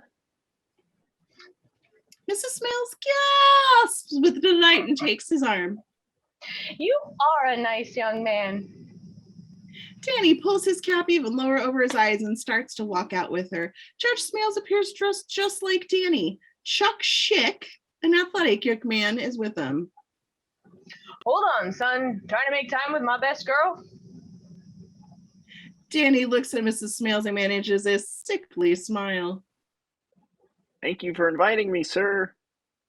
Have you met Chuck Schick, Danny? Chuck is clerking for me this summer up until he passes the bar. Danny's going to law school too, Chuck. Oh, really? You're going to Harvard? St. Copius. Where? St. Copius of northern Nebraska. They have an excellent golf program. Speaking of golf, I've done some checking up on you, son. I hear you're quite a golfer yourself. Danny won our caddy tournament 2 years in a row. Gonna win it again this year, Senator? I'm gonna try, sir. That's the spirit. See you on deck. Smales salutes Danny and walks off with Chuck and Mrs. Smales. Lacey walks up to Danny with her hairy friend, Terry. Hey, Cary Grant. Want to get high? What?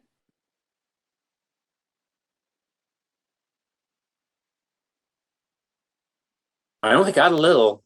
Well, then fart off, okay, Terry? Terry splits angrily and Lacey smirks at Danny's outfit. Guess I'm a little overdressed. Depends on what's underneath. What? She sighs and pulls him towards the door. Come on. Too bad I didn't get that, good Lord. Exterior of the marina. Most of the boats are out on the lake, but a few beautiful yachts are still in their slips. Judge Smales' sloop is the judge is peevishly supervising 2 dock workers. They are finishing up the slip rails under the hull of Smales' new 30-foot racing sloop, the Bluebird. Some members watch with mild interest. Lovely day for a launch, isn't it? Easy, easy. Shoes off if you're coming aboard. On the shore, Spalding, Noble, and Cherry lounge on the shore, passing a large joint.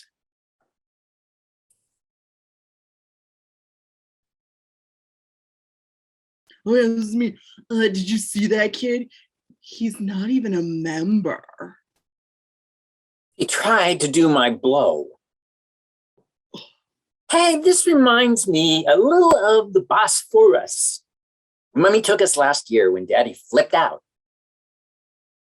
Oh, no one goes there anymore. It's been totally ruined by rich Americans. Oh, Europe's been ruined for years. They ruined Morocco, man. No one goes there anymore. Too many plastic hippies. Hey, what kind of shit is this? It's the best, man. Got it from guy at work at the club. Comes on slow. You're probably so high already you don't even know it. Really? Really? Mrs. Smales blows her whistle and beckons the guests to gather on the floating docks near the shop.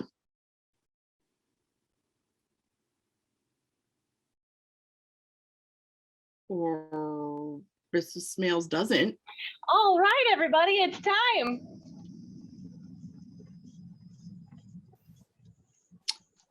All right, she shakes a champagne bottle as the judge prepares a little speech from the boat. A polite applause. Thank you, everyone. It's been many years and, frankly, many dollars to reach this point.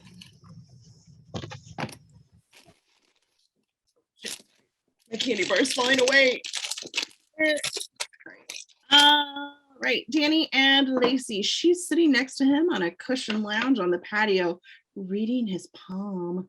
Danny has now shed his blazer and rolled up his sleeves. And this is your fate line. You look like you're going to make a lot of money when you're older. Oh, yeah? When? How? Not for a few years yet. Could be either the market or a game show. And this is your saliva line. What does that tell? She continues to lick his wrist up his arm. Danny almost swoons. How hot I can get you. They kiss. Continued on the sloop at the same time, Mrs. Smales winds up a champagne bottle. I hereby christen thee the Bluebird. Get down. She smashes her champagne bottle down and ouch, breaks the bowsprit off the boat without breaking the bottle. The boat begins to slide into the water. Spooky. A huge pair of binoculars, a familiar voice booms along above her loud roar, blaring music and laughter. It's my buddy. Zernak's POV through binoculars, Judge Smales. He can see Smales gesticulating wildly as the sloop slides into the water. Hard right turn, all ahead, all the engines, go over there. Danny and Lacey at the same time. Lacey is rubbing the back of Danny's neck, touching his nose with hers slightly. Do you like me? Yes. More than being a senator? Oh, yes. Then say it. I like you more than being in the Senate. The sloop at the same time. The sloop stalks offshore with the Smales on board. The guests remove their shoes and follow the Smale boat along the two floating docks, giggling drunkenly. God damn it. Where's the first mate? Somebody get a bottle of glue. Danny and Lacey at the same time. She's drawing it out. Teasing. More than being president of the world? More than being president of the world.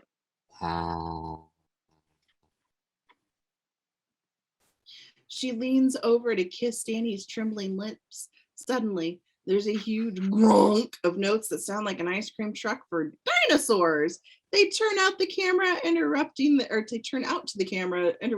the case. Let's get out of here. She takes his hand and leads him off. On Zernak's boat, a low shot, the enormous hull roars by the camera. The whole boat, stop licking my neck, has been customized with chrome horn, stop licking my neck, flamed life rings, futuristic radar, and snarling flying tiger, face painted on the prow. We read the name Thunderball 2 on the side of its entire length, roars by, throwing up a huge wake. On Zernak, on the bridge, in a loud Hawaiian shirt, Now at the wheel of a 110-foot power pleasure cruiser, white-jacketed servants tend to the fun couples and other guests, including bikini-clad cuties. They drink and wave to the yacht club partiers' loud music. Hey, Smells, my thingy's bigger than your whole boat. Smales, he waves off Zernak's enormous craft. Go away, heave off. Yeah, tickles. Zernak struggling with the wheel. Hey, send me a parking space. I'm coming in. Stop. Oh my God. He licks the horn that blares out Mary had a little lamp. Exterior parking lot. Lacey gets into Mercedes 450 SL. Danny gawks at the car. Would you rather take your car? Danny's Chevy wagon is right behind her. No, my back speakers are out. In the marina, Zernak's giant vessel, ouch, slams into, stop, the small harbor, sideswipes a bell buoy, snaps a line of floats, and snags the line of a dockside fisherman, yanking him into the water. A small rowboat, terrified people leap from the craft as Zernak's bow slices neatly in half. Zernak, something pins the wheel in both directions, oblivious. Okay, let's back her up. Where's the rearview mirror? Zernak's boat, she's banging onto boats on every side like a bull in a china shop and stems right into the yacht club dock. On the dock, piled shoes begin to fall in the water as the guests try to balance on the bobbing, teetering platforms and slide into the water, shrieking.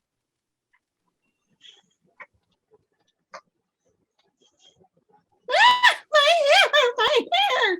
Smales, he looks up in terror as Zernak's looming hole. Stop! Ow! Ow! Yes, stop, cat. Zernak leans over the bridge and waves at Smales. Okay, drop anchor. Suddenly, Zernak's huge anchor crashes down through the dock of Smales' boat. Oh, ouch. It starts to sink with Smales aboard looking like the captain of the Titanic. In Lacey's car later, she's driving incredibly fast down a winding country roads. You scared? Yeah. Me too.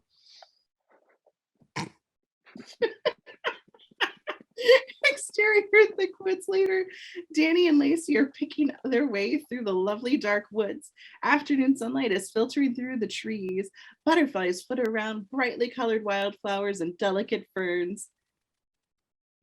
Want to do some real MDA? Pardon me? MDA. I got it from a guy I know in medical school. Go ahead. You sure this is okay? Oh, it's all bad for you.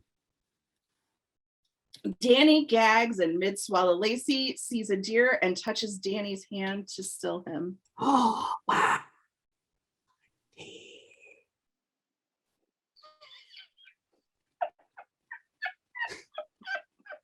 Fade to a bumbling brook by a tiny waterfall. Minutes later, Danny and Lacey are dabbling their feet in the cool water in the dappled moonlight or sunlight, not moonlight. I don't know where that came from. They stare intently at the water. A frog is croaking. Rabbit, rabbit. Looks like a painting. No, Rabbit. Rabbit. Right, him definitely. Look! Beautiful dragonfly hovers and skips above the water. It looks like jewelry that's alive. She leans on Danny. It's nice here. It reminds me of the Black Forest. Yeah. Close up their feet in the water. Lacey's feet has become entangled with Danny's. It's like a dream. Danny and Lacey fall over in embrace. A bullfrog croaks grandly. A beautiful musical theme begins. I feel like this is like, there they see her sitting there across the bay. They tug at each other's clothes and a turtle slides into the water. The bullfrog jumps away with a croak. Montage. Danny and Lacey. There follows a montage of soft focus non-explicit love making. Both Danny and Lacey look really spaced. End theme music. A mourning dove hops on a branch, giving a low, cooing note. Coo, coo. Danny and Lacey lie in each other's arms, spent from all the love making. Lacey's eyes are closed, and Danny stares straight up as the dove coos. Lacey, Uh-huh. I want you to know that just because of this, you don't have to stop seeing other people. Lacey says nothing. Then, little by little, she begins to break into slight tremors, then giggles, then uproarious laughter. Why are you laughing? Oh, nothing. Really. What's so funny?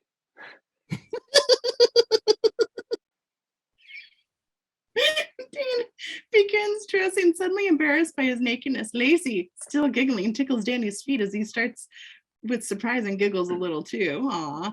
He cut to Danny and Lacey running through the woods. What the hell? They look extremely happy. They're just like frolicking in the woods now. Okay. Danny's happy face as he closes his eyes and runs. The tree branches and birds whiz by as he runs. A flash of the turtle. Close up, Danny. He opens his eyes, laughing puzzledly. He closes them again. On Danny's technically altered POV, another traveling flash and a bird image. Only he seems to be rising through the branches. He bursts through the trees and rises into the air like a bird. Cut to the 11th hole. Danny and Lacey burst through the tree line like Gamble onto the fairway. Danny stops mid-gamble, shocked at what he sees. And cut to the snack shop. A bunch of caddies and a few members have been watching them frolicking. Caddies applaud wildly and whistle. Maggie stares at Danny from behind the counter, shakes her head in disappointment, and goes back to a conversation with Tony. Hey, Danny, you find your balls okay? The caddies laugh. Fade to interior Smell's house. It's a spacious main floor furnished with real baronial overkill. Expensive, but depressing. A maid goes to open the front door just as Judge Smales enters, still dripping wet and furious. He stalks down the hall, muttering to himself. The maid follows a step behind him, mopping up the wet footprints. He turns and goes upstairs. In the upstairs hall, he marches down the long hallway and barges through the door into his bedroom. The door flies open and Smales enters his bedroom. Back on Danny and Lacey, she's laying nude in Smales' bed, her head in Danny's lap. What? This escalated quickly. He's wearing Smales' dressing gown, drinking his best cognac, smoking a Havana cigar, and they both turn to the door in surprise.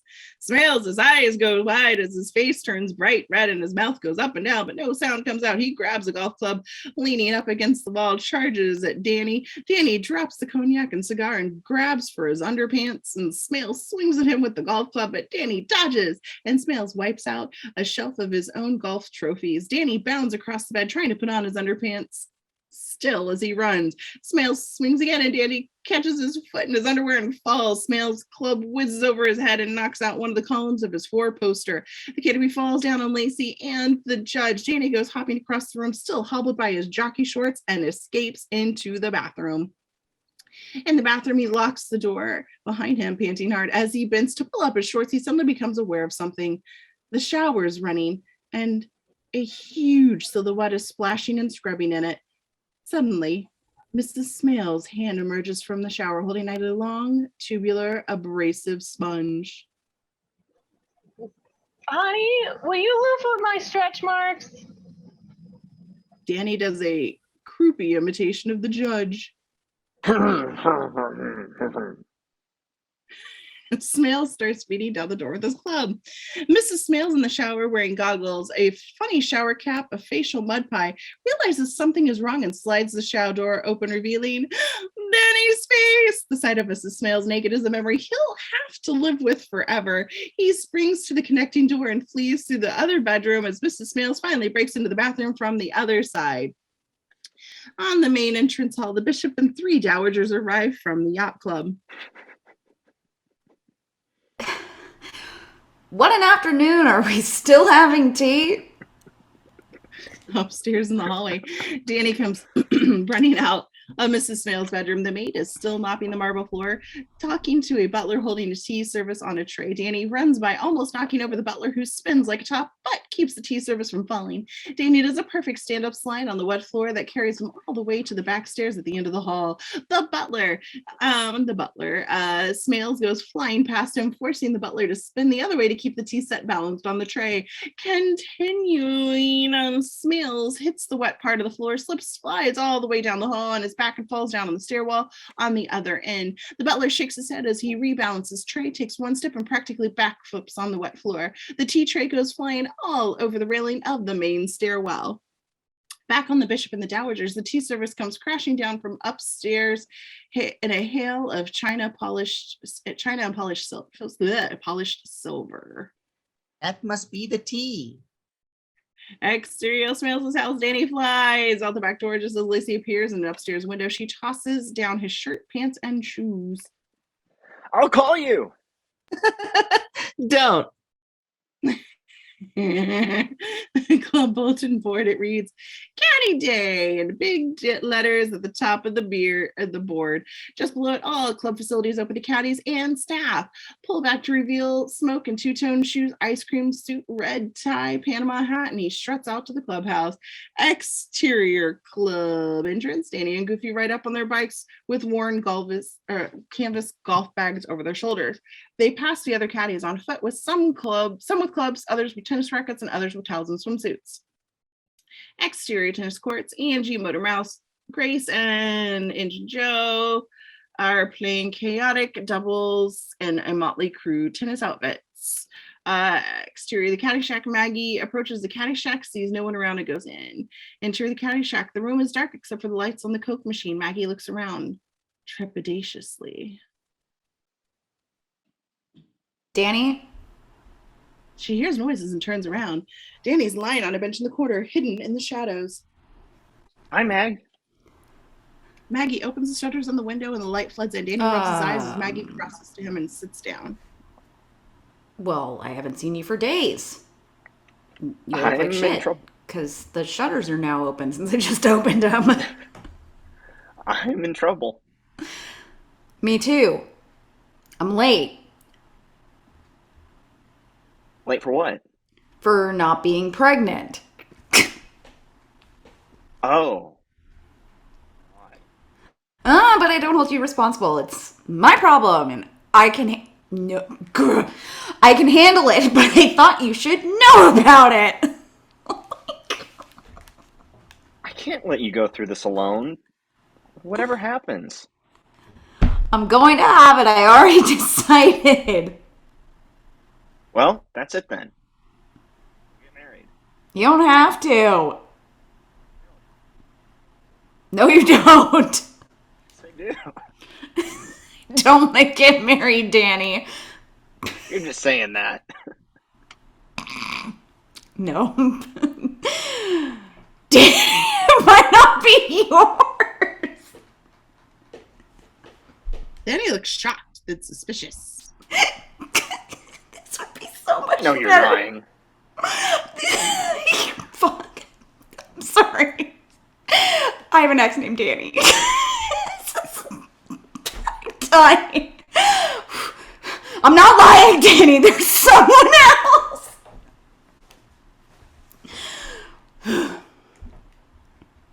Danny looks at her closely. Him? No, I'll do this alone. You're making this up about another guy, so I won't have to feel guilty. I'm not making it up. But I'm gonna marry you. I don't want to marry you. Danny sits there alone, shaking his head. Lou, the caddy master, steps out of his office. He heard it all. You're a good egg, Noonan. She needs you. Pick up that Kleenex. Exterior, the 18th green. A small gallery is watching Tony taking practice swings about 15 yards from the green. The cigarette dangles negligently from his lips as he uses the 9-iron to like a Sicilian assassin uses a knife. A crude banner reads 35th Annual Caddy Tournament.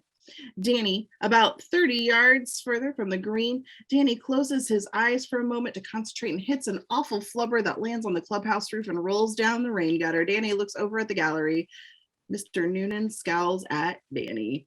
Back on Tony, smiles at Danny and then gets set to hit. He stabs his ball and it arches right for the pin. Back on the green, the ball hits a foot past the pin and one hops right into the hole. The gallery cheers as Joey comes running up with a big gold trophy held high over his head. Tony takes his win with a superb greaser elegance. Danny walks off sullenly without congratulating him. Exterior parking lot later, Mr. Noonan is getting into the station wagon. Danny stands by, car depressed. We all play golf with their eyes closed anyway. I was being the ball. My son, the golf ball. I'm getting a little worried about you, Buster. He drives off in a cloud of blue exhaust. Exterior swimming pool later, two kids are pulling the arms of a Spider-Man stretchable doll. All other children are playing in the shallow end of the pool. It's hot and the sun is beating down. Oh God, it's the scene. A portable radio is playing classical music. Young mothers and a few old retirees are sunning themselves on a cushioned lounge chairs. Spalding walks to the edge of the pool and swim fins and puts on a nose plug, goggles, and a snorkel. What a douche. A toy sailboat buzzes through the water, pursued by a giggling toddlers in swim rings. Spalding jumps into the pool, smashing the toy boat, and the kids scream. On the lifeguard tower, Glenn, the lifeguard, is shaving his leg. Why? He sees the commotion and then blows his whistle. Some young mothers look up from their paperbacks as approaching disco music drowns out the classical radio station. Tony and the caddies as they march in the pool area with a triumphant Tony leading them. Joey beside him with the trophy. Disco music pounding from a portable radio. The caddies race to the pool. Let's get wet. He tries to vault over a lounge chair as he dives for his water, but catches his foot in it. The chair goes into the water with him. On Tony, he drops his rolled up towel and his comb on a vacant chair and strips off his t-shirt, revealing lots of rippling muscles and his catty tan. His arms, neck, and face are very dark, but his chest and upper arms are very pale. The other caddies all have the same kind of tan. On a young mother as she lifts her sunglasses and sniffs with disapproval. On the pool, the caddies splash happily in the pool, doing cannonballs, front flips, jackknives, screaming. Tony dives in and surfaces. You better wear a bathing cap, Tony, because we don't want no oil slick. Oh no, my dino necklace just broke. Sorry. The caddies laugh. Tony grabs Goofy and shoves his head underwater. Hey, Goofy, let's see if you can stay underwater for the rest of your life. So sad right now.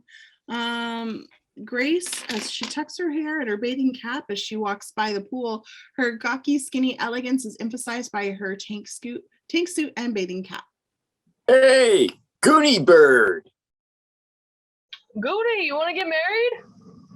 My name is Grace. Hell, bathing suit full of grace. She mounts the low board. And for the talent part of the competition, Grace Flustered Slips makes an incredibly clumsy swan dive. Shut up.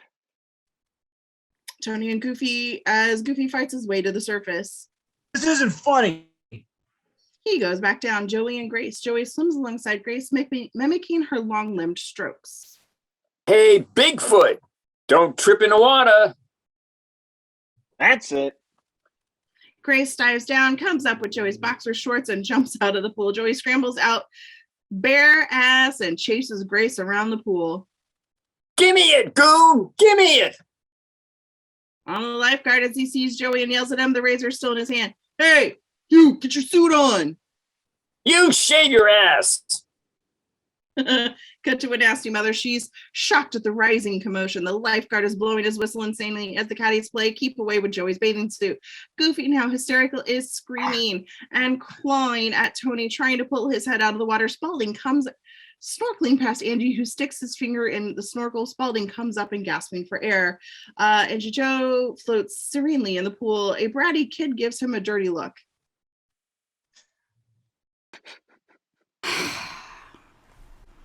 You haul me in! Hoo-hoo! The kid yells in fright. Lacey is beautifully tan, wearing a tiny black bikini, aren't you, Lacey? She comes out of the women's locker room and walks the length of the pool. The commotion ceases as the caddies spot her on Tony as he sits on the edge of the pool, dangling his feet in the water, watching Lacey, who is reflected in his mirrored sunglasses. Danny is sitting unnoticed on the edge of the patio area, alone, depressed, and watching Lacey the pool. She climbs the ladder through the high diving board. On the high dive, she steps out to the end of the board, prepares to dive, and the pool area goes totally silent. The caddies whistle and cheer as Lacey swims the whole length underwater and pops up in the shallow end between Tony D'Annunzio's legs, and she pulls Tony into the water and they wrestle playfully. Danny, his face falls about 1.5 miles. Exterior toward the women's locker room, the door flies open and Mrs. Smales marches out.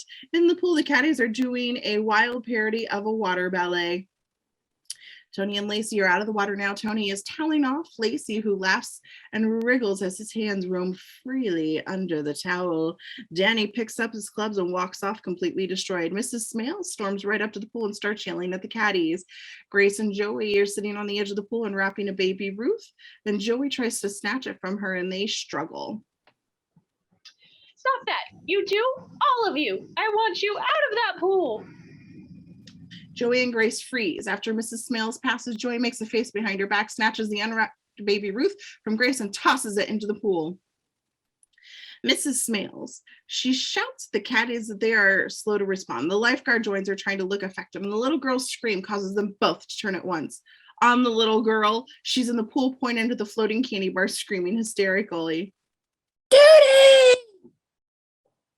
The kids and caddies leap straight out of the pool as if a shark were attacking. Mrs. Smales is rushing around the poolside. Oh my God, don't touch it. The pool Spalding snorkel is seen sticking out of the water, heading right for the candy bar. Spalding, no. The snorkel stops. Spalding raises his hand to the surface level and peers at the baby Ruth through his goggles. He leaps straight out of the water. Oh, duty! Exterior country club swimming pool. Later, all the water has been drained out of the pool. Mr. and Mrs. Smales are by the pool, talking to a man in a white decontamination suit. Under his arms is his protective hood. Smales is mopping his sweaty brow and shirt sleeves. A loud generator pump is running, attached to a hose. I want the entire pool scrubbed, sterilized, and disinfected. Another hooded decontaminator comes, should be a movie, the decontaminator comes up to the ladder from the floor of the pool. His protective gauntlet is in his protective gauntlet is the baby Ruth. He takes his mask off and this hood dripping with sweat. Here it is. No big deal. He bites into the candy bar and Mrs. Smales faints. Interior pharmacy counter, Danny catches the attention of a young drug clerk. Can I have one of those pregnancy tests? You want the written or the oral? Just get it. That's what got him into trouble in the first place. Exterior Bushwood snack bar. Danny goes up the back door. Maggie's hands him a little white paper bag. Interior Danny's room. Danny carefully sets up 2 test tubes in a little plastic stand. Then he opens the white paper bag Maggie gave him and takes out a small snack shop drink with a snap-on plastic lid. He opens the lid and makes a face as he pours some yellow fluid into the second test tube. Then he drops in a little tablet, looks at his clock, and hides the whole thing behind the curtains on the window. Wow. Interior fly paper. The paper streamers cover about 637 dead flies. Well, it's already 99 degrees and climbing. Humidity 87% with possible thunder showers in the afternoon. Caddies are sitting around and hardly moving in the oppressive heat, listless card playing. It's a real scorcher, and I know you kids are all out at that beach today splashing in that coolicious surf until party time. Hot one. Sorry, the surf in the Midwest, please. Anyway, Danny inside Lou's office. He is hanging up the phone and writing down a message. There is a small fan on, but it's even hotter in Lou's little cubicle than the rest of the Caddyshack. Angie in the middle D'Annunzio comes up from the wire window. Hey, Noonan, you want to buy some hair dryers? Tony comes in exhausted, sweat marking his t-shirt where the big straps have been pressed, and he walks to the office wire window and tosses a ticket on the counter. I can't pay you. Lou has to. Where is he? He's out. I know he's out, numbnuts. Give me a Coke. Danny gives him his Coke and change. Hey, that's only 50 cents. Lou raised the price of Cokes because Smales won't let him sell any more candy bars. I'm not paying no 50 cents. And you're not getting a Coke. You've at it, Noonan. Watch it, jerk. Come out of there, Noonan.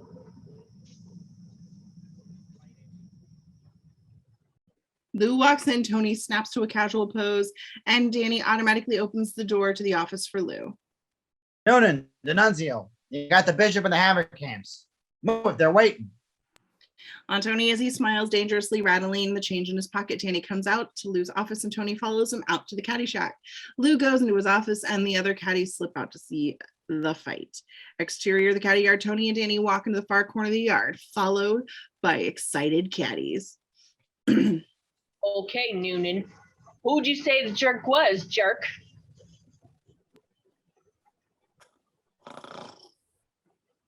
Look, Tony, I don't want to fight. I do. Come on, Tony. Why don't we... Danny comes around fast and punches Tony in the mouth. Tony is knocked off balance. He touches his mouth and sees blood. Oh, now you die. He leaps on Danny like a tiger, and Danny goes down hard. They roll over Tony, comes up on top, pounding him. In the Caddyshack, Lou comes out, sees the fight, stops to pick up a piece of paper, and then rushes off to stop it. Hey!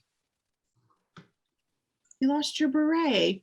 Anyway, a fair way later, Tony and Danny are each carrying 2 bags in a muggy heat. Tony has swollen lip and Danny has a black eye. The bishop walks ahead just out of earshot. Did you screw Lacey?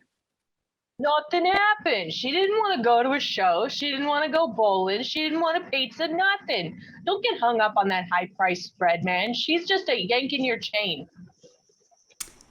Can you see my ball? This is the longest drive I ever hit. It starts to trot it, or he starts to trot it. It? Storm clouds. Danny and Tony. Did you screw her? Yeah. Danny leaps on him. On the green, the bishop comes up to the elevated green and sees his ball resting just inches from the hole. He whoops with joy at a great shot. You must have made a deal with the devil today, Bishop. I could theoretically break the club record. I thought he was going to say break with excitement, but just kidding. I can't believe it. Storm clouds in the sky are getting darker, angrier.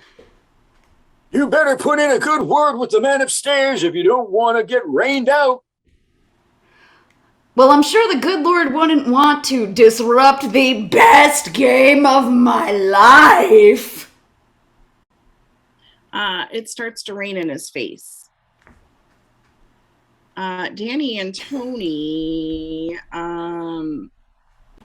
Tony is sitting on Danny again, about to punch him when a flash of lightning and a thunderclap distract him. They look up at the sky at each other, and then Tony helps Danny to his feet, and their conflict instantly forgotten. Other golfers are starting to move towards shelter. Cut to the 17th green. A ball bounces past the hole, up an embankment, and rolls back down and zigzags into the cup as the wind picks up. Cut back to the bishop and Mrs. Havercamp. They're both amazed. You have made a deal with the devil. There's a flash of lightning and louder thunder. Oh, yeah, this is still me. Sorry, the 18th fairway later. It's raining very hard now and the wind is beginning to howl. The bishop lines up a shot under another umbrella while Danny and Tony shiver in the rain. Everyone else is running for cover.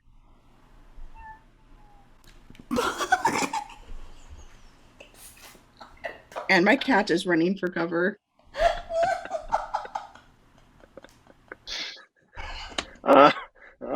Bishop Pickering, sir. Perfect. Me and Tony have to leave. Quit now on the last hole? That's funny. I am walking around with a bag full of lightning rods. No. One more hole. Another flash! The caddies drop their bags and run off together. Cut to the last fairway. It's getting very gothic on the hill lock where the bishop lines up his final approach shot. He flubs his shot stupidly and raises his club in anger. Oh, rat farts. That's my band name. A bolt of blue lightning streaks out of the sky and zaps the bishop. Fade out. Exterior Noonan House dinner time. The rain is pouring down. A pile of undelivered newspapers is turning to pulp in the driveway. Danny rides up on his bike. Interior Danny's room as he enters, dripping wet, seeing his 3-year-old sister Sally playing with the pregnancy test on the windowsill. Sally has dropped bits of Play-Doh into the test tube and is now dripping her orange juice into it. She knocks over the test tube. Danny sees what's happening and tosses Sally off the bed. Damn it! Sally runs out of the room crying. Look, nope. Interior, the dining room. The whole family is at the dining room table eating.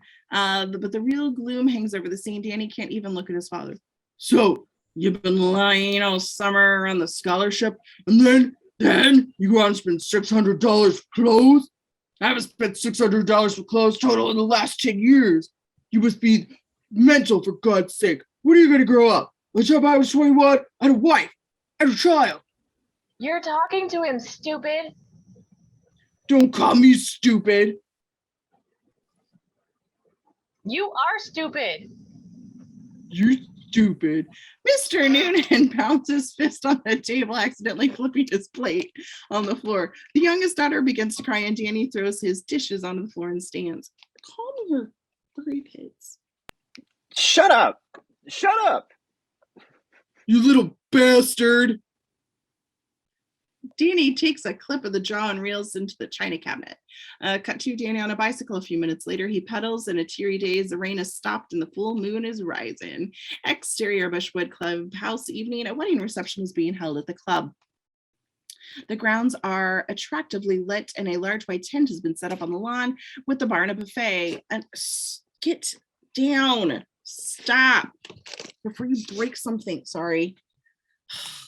A large white tent has been set up on the lawn and the bar and the buffet, and the orchestra plays lovely music for 200 guests in the formal attire, and the club never looked more beautiful. In the parking lot, Danny rides to the lot and takes a final toke on his joint before extinguishing it. He walks his bike around toward the back of the clubhouse. Interior of the ballroom. Chuck Shook and Noble Noyes are the bride and the groom, and standing in a receiving line with their families greeting guests. Smales is at a table with Mrs. Smales, Spalding, and Lacey. The bar, Tony is bartending, working fast to handle the crush of serious drinkers. Spalding comes up to the bar. Give me a whiskey sour. You got some ID? You know who I am. Yeah, a squirt. No drinks. Judge Smales comes up to the bar. Spalding, are you drinking? Guess not. And he stomps A off. double scotch and water, and make it snappy. Yes, sir. Another Rob Roy, Reverend? The bishop swools around on his bar stool. He has a big streak of frizzled white hair up the middle of his, what the hell? Up his forehead. All of the Bride of Frankenstein. That's actually Frankenstein. I know! They didn't have another one. With a click-on bow tie in place of a Roman collar, and he looks like hell. You're drinking too much, Your Excellency. My name is Fred. Just a man. Same as you are. For God's sakes, Fred, you're not a man, you're a bishop. There is no God. Wow. The practice range. Ty Webb is out there with his tuxedo jacket off, driving golf balls into the full moon. Danny paces around anxiously. You know what I'd do if I were you? Nothing. Sometimes the only answer is to accept what is as perfect. The trick is to see the perfection of things no matter how they appear on the surface. That's easy for you to say. You're 35. You'll be dead soon. I'm going to be 18 with a wife and a kid staring out at the bottom of a lumberyard. He hits a vicious drive that really cracks off the tee. Money isn't everything. You know, I'm going to try being poor sometime. You're not poor. You're lower middle class. What are you going to do? I don't know, but I got to do something. Exterior parking lot. Danny is speeding away on his bike when he collides with a big Cadillac convertible and takes a spill. Zernak jumps out of the car full of concern and helps him to his feet. Will you cease it? You okay, kid? Yeah, I'm fine. I'm sorry. Hey, never apologize after an accident. It costs you big bucks in court. I don't have big bucks. Well, no problem. You can sue me and we'll split the take. I don't know. No, I'm kidding. You're too serious, buddy. Listen, life's a laugh. When I was your age, people were standing in bread lines. The stockbrokers were diving out the windows. You couldn't get a job if your life depended on it. Did I care? Not in the least. I learned quick. If you want something, take it. Everybody who was ever anybody did the same thing. Look at the Indians, for Christ's sake. What am I talking about? I'm not sure. So what the hell are we doing out here? Get that out of cover. He walks off towards the clubhouse. Danny gets back on his bike just as Tony drives up in a battered Plymouth Duster with Joey and Angie. I thought you were working. Smails caught Angie stealing bottles and kicking us out. What are you doing? Going crazy. Just the man we need. Hop in. Come on. Danny makes up his mind to join them, stashes his bike in the bushes, jumps up, and they speed away. Interior of the dance floor. Chuck and Noble are dancing. Smails cuts in and dances off with Noble. Chuck asks Lacey to dance. You know, Lacey, this might have been our night. I guess I blew it, Chuck. For her sake, I hope you've been boning up on foreplay.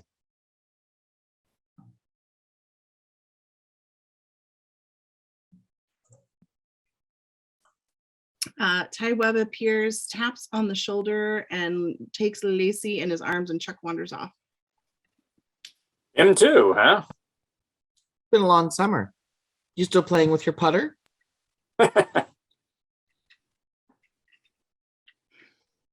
He laughs and dances towards the veranda. Danny inside Tony's car. He's watching the neighborhoods change for the worse alongside the expressway as Tony speeds towards a huge full moon looming over the towering skyscrapers in the distance. What happened to all the trees? They ran into the suburbs with nope. Other people moved in. Nope. Pass me that bottle. Oh my God. Exterior of the expressway. Tony whips off an exit ramp into a city street that looks like the Allies recently bombed it. Steam rises from the manhole covers, and the hottest and muggiest night of the year, and the streets are lined with tenement dwellers fanning themselves in the curbs and stoops, and a car radio plays punk rock. Exterior of the clubhouse veranda. Ty and Lacey are sitting on one out together. So you go back to Philadelphia. Then what? I don't know. I'm running out of ways to shock my parents. Why don't you stop trying? Sometimes when you just stop, everything comes to you. Okay. I just stopped. They look into each other's eyes for a long, sincere moment and then kiss softly, gently. Oh, sweet music rises, crescendos, just like Lacey did. Interior ballroom. Spalding is guzzling the dregs of a half-finished cocktail-looking drink. He downs half a martini and then looks in the glass, fishes out a wet cigarette butt, and turns green. He runs off with his hand over his mouth. On the family portrait, the wedding photographer finishes posing the bride and groom and their immediate families and then hurries back behind his tripod. Photographer's POV. Through his viewfinder, the family grouping comes into focus, and and the picture is snapped, catching Al Zernak as he steps into frame dressed in an outlandish leisure wear. Zernak, he congratulates Chuck and Noble.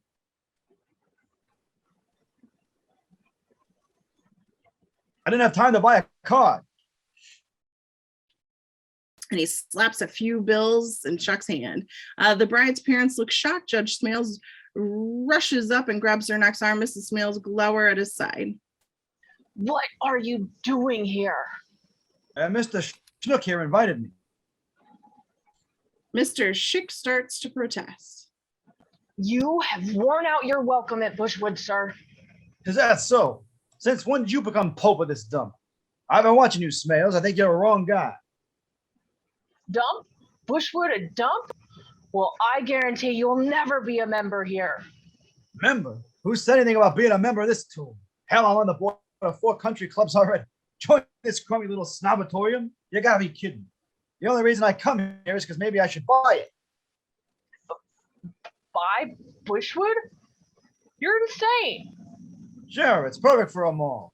I already got commitments from 11 stores. My brother-in-law wants the 10th hole for a used car lot. Smales lunges at Zernak. On the veranda, Ty and Lacey, they're dancing close. Oh, they're dancing real close. They kiss, and a loud crash and a scream send them rushing back inside. Cut to the dining room. Zernak and Smales are being pulled apart by members near an overturned table as Ty rushes into the middle of the fight. What happened? He tried to choke me. You saw it. Call me a baboon. He thinks I'm his wife. I'm calling the police. Call the chief of police. I built his condo. Look, there must be some way to settle this like adults. You only got to be 21 for a gun permit. Now he's threatening me. Look, why don't you discuss this in private? Let's get down.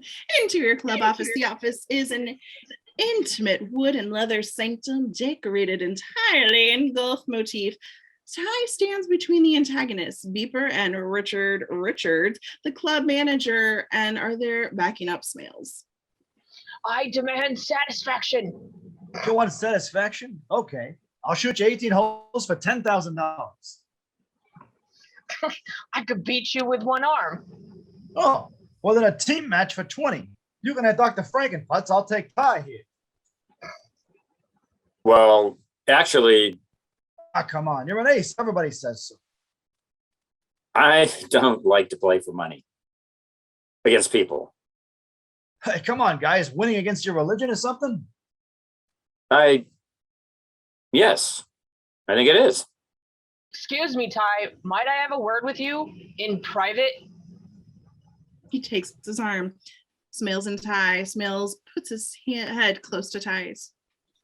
Now, Ty, your father and I prepped together, went to war together, golfed together. We built this very club, he and I. This community is a fine place to live, and we all hope that someday soon you'll take the reins of it, if you know what I mean. Once you settle down a little, I think you'll realize what his sort of element can do.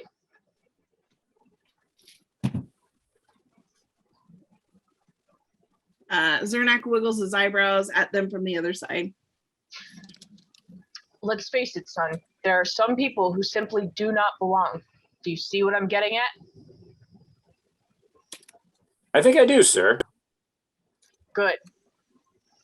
Mr. Zernak, Mr. Webb has something to say to you. Yeah? What? Let's make it 20,000. Ty shakes Zernak's hand and Smales' face falls. Exterior of the clubhouse lawn. The guests run at the point at the sky with delight as the helicopter sets down on the lawn, warning lights twinkling and a just married sign on it. Wow, that's extra. Noble in check as she throws her arms around her father's neck. Oh, Daddy, Neato, thank you. She and Chuck start saying goodbye to family and friends. Ty and Lacey as they stand with the guests who have formed a circle around the helicopter. Let's go. He takes her hand, pulls her to the door of the helicopter, and they get in. The helicopter, the pilot shakes Ty's hand. Congratulations. Thanks. Lacey laughs as the helicopter takes off. Noble, Chuck, and the guests, they watch it depart with confused looks upon their faces. On cue, a fireworks display starts to accompany the helicopter's departure. Maggie in her room the same night. She's wearing a long white nightgown, looking out the window at the helicopter and fireworks. She sighs resignedly, gets up, and exits her room. Interior of the hall, as Maggie walks a few steps to the bathroom door, opens it, and goes in. A few moments pass. Then, from behind a closed door, a delighted whoop is heard. I got it! I got it! The toilet is flushing is heard, and Maggie comes running out tremendously happy. Other maids and curlers stick their heads out of the rooms and gabble as she streaks by. Exterior in the maintenance yard at the same time, something moves in under the underbrush. On the fringe of the 17th fairway, Sandy, the groundskeeper, crawls out on his belly wearing camouflage and a commando outfit and Scouts military tam left over from the service and the Burma campaign of 1943. He cradles a carbine with a sniper scope in his arms. Scottish military music accompanies him. The gopher. It pops out of a hole in the fairway on Sandy. Without making a sound, he props himself up on the prone position, firing sights on the gopher. Just then, Maggie dances across the fairway like a fairy vision. He starts and the rifle goes off. Back in the parking lot at the same time, the rear tires on the whole row of cars all go flat one after another as a bullet tears through them, and Dr. Beeper's Porsche is the first to get it. Oh, sorry, Dr. Beeper. On Maggie, she dances and leaps across the golf course, celebrating everything. She is not pregnant, guys. She streaks by some thick bushes, laughing. Back on the bushes, a tipsy woman member stands up, her clothes undone and disarranged. Did you see that? An electronic beep is heard in reply. Dr. Beeper. The seventh green, Maggie does a joyful twirling gig around the flagpole as the full moon sets behind her. Exterior of the docks. A ship's horn blows as Danny, Tony, Angie, and Joey walk stealthily past a big freighter silhouetted against the night sky. See? I told you. It's a Jap freighter.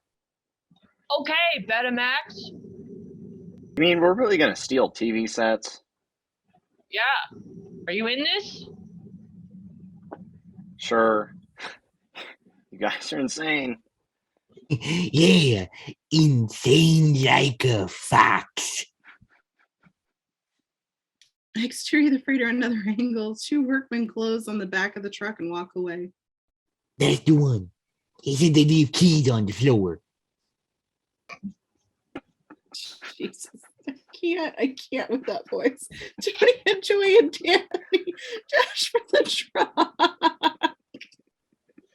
Meet us with the car in an hour. Interior of the cab. The three boys climb in and Tony is behind the wheel. Danny looks out. Get down.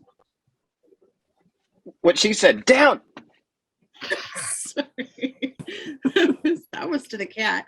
But also, yeah. Two guards as they cover around the corner, training flashlights on the truck's interior of the cab. Everybody's scrunched under the dash as the light beams rake the interior, as they barely stifle their hysterical laughing. They got pepper guns. I bet they got pepper guns. The guards, they turn another corner and disappear. Tony starts up the truck. Inside the truck, Tony guns the engine. Blah, blah, blah, boom. The truck, it jumps forward and it runs its front tires over the dock edge. Jesus, Tony. Ugh. Tony reshifts the lever and puts it in reverse, but the wheels spin ineffectually. They're stuck. Cut to the two guards. They hear the thumping and turn around to check on it. Cut to interior of the cab. The boys are approaching, see the approaching guards, and everyone but Tony ducks under the dash. What's going on? What's going on? What do you goddamn think's going on? I'm stuck. Where's your chain? Chain? What chain? To get out of here. You think Mr. Regatti wants trucks driving off his dock? Cut to the truck. A little later, the first guard guns another truck, and Tony's truck's wheels bump back over the edge. The second guard releases the chain and waves. Tony's truck backs into a pile of wooden flats. Watch where you're going. The other guard comes up and watches the truck blunder around, the gears grinding. Hey, who's Mr. Regatti? Let's get the pepper guns. In the truck, Tony speeds down for a gate down a row of parked vehicles and cargo. The gate slides shut automatically, and Tony does a bad 180 turn in the truck, wiping out a pile of crates marked picture tubes. The crates implode on impact. The guards, they jump into a Cushman mini truck marked security and speed off in pursuit. I love a good car chase. The truck, Tony speeds forward to another gate on the guards. The two old codgers are acting like John Wayne. One leans out and fires a shotgun blast at the fleeing truck. In the truck, the shotgun blast blows away the stop sign as the truck crashes through a wooden barrier and speeds off into the night. Exterior warehouse at 2 a.m. Uncle Vinny, a dark, dangerous-looking mafioso in a suit, stands in the back of the truck as Tony and Danny raise the tailgate. In the back of the truck, it's full of smashed boxes of fish. About 10,000 pounds of it. 200 pounds of it fall out onto Uncle Vinny's new slacks and $200 shoes. Uncle Vinny looks down at his feet and then looks at Tony and takes the toothpick out of his mouth. Exterior truck loading dock. Fazio's Fish House Incorporated. Danny and Joy watch from the truck cab as Tony waves goodbye to a man on the loading dock and hurries back to the truck. You buy any? It's his fish. Exterior of the expressway later, the truck heads towards the green suburbs as the gloom of night starts to lift. The lakefront dawn. The truck is parked on the shore, pointing at the rising sun out of the lake. Birds chirp. 20 cats are sitting patiently around the back of the truck. What'd you do this night, Noonan? College money? Tony and Danny are both laid back in their seats with their eyes closed. Joey is asleep between them, leaning on Tony. I'm not going to college. I need money now because I got a nice girl pregnant. Who? Maggie. How do you know it was you? Danny opens his eyes and looks at Tony. I guess I don't. Do you want to marry her? You must have raped her. Do you want to marry her? Of course not. I'm 18 years old. I've never even been to New York. Well, relax, honey. I've been in New York. I'm going to marry her. Kidding? Never let her do that. What are you, her brother? She wants to, Noonan. I want to. She love you, you think? Noonan? Who are you talking to? All girls love me. All right, I accept. Tony laughs and shifts gears. Thanks. And if the kid looks like you, we'll mail it to you. Exterior of the truck, it backs up fast, scattering the cats and pulls out onto the street. Exterior suburban street, 6:45 a.m. A policeman is writing a parking ticket at the curbside. He looks up at the sound of the truck passing and gets hit by a fish. Exterior Beeper's mailbox, 7 a.m. Birds are singing as a cool morning sunlight dapples in the scale model replica of Beeper's house. Boom! The mailbox explodes and we hear the truck pull away. Exterior pool area, a little later. Spalding comes out of the door looking very hungover in his mask and flippers. He runs towards the water, flippers flapping, jumps, looks as he tries to stop in midair and comes down in 10,000 pounds of rotten fish floating in the swimming pool. Danny and Tony, as they come walking into the first tee, looking pleasantly wasted, carrying golf bags. Exterior the first tee, the Beeper, I'm sorry, Mr. Doctor, sorry, not Mr., but Dr. Beeper, MD, checks his watch impatiently and crosses to Judge Smales. Holy cow, I'm so tired. Who's standing with their caddies, Spalding and Terry, the hippie. Lou Loomis, the caddy master, walks up and Smales squints distrustfully at Tony and Danny. Do they know the terms of this match? These boys can be trusted, Your Honor.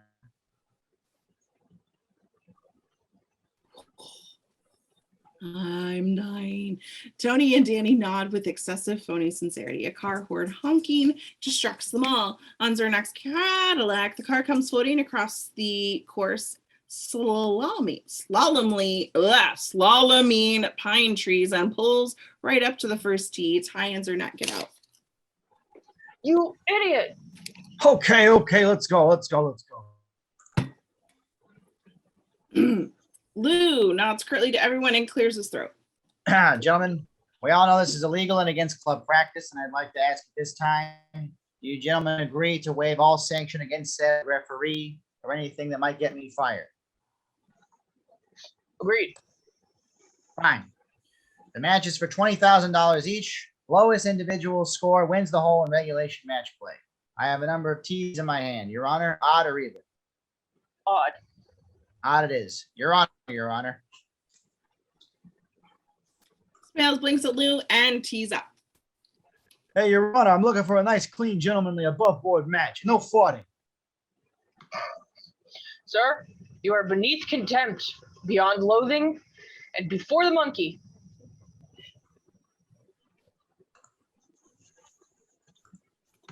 Beeper steps up to the tee.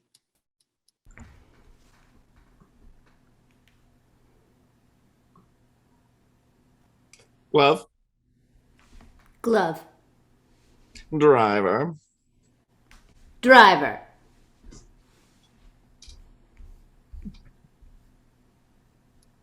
It looks like Booper, but I know it says Beeper sets and hits his longer drive than Smales. Good shot. On ties, he cracks off his best shot of all, and Zernak steps up. Coffee. Watch it. It's hot. Zernak gulps down the boiling coffee, tosses away the cup, and tees off. Boom. But Exterior of the swamp hole. A moment later, Zernak's ball plops into the water. A turtle dives in after it. Cut to the woods. Zernak and Tony are rummaging around the bushes.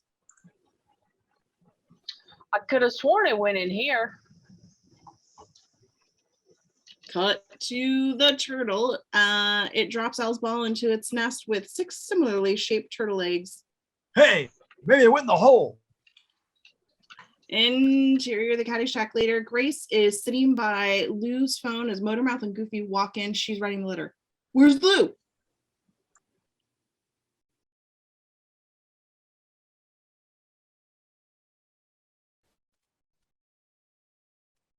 He told me to open up for him.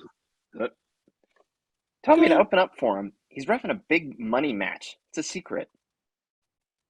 Way to keep a secret. Cut to interior of the pro shop music. Smoke runs in as Sam is opening his morning mail. He gesticulates towards the course. Sam takes out a wad of bills and slaps down 100. Cut to the tennis courts. The fun couples are playing and drinking mixed doubles as Smoke and Sam go by calling to them. The fun couples toss down the rackets and sprint after them. Cut to the golf course. Caddies and club members skulk through the bushes heading toward the match. Sandy, the groundskeeper, he's on his knees, stuffing something into a gopher hole. I keep wanting to say groundhog. The gopher digs frantically at the ground 5 feet behind him. The gopher stands, watching them curiously.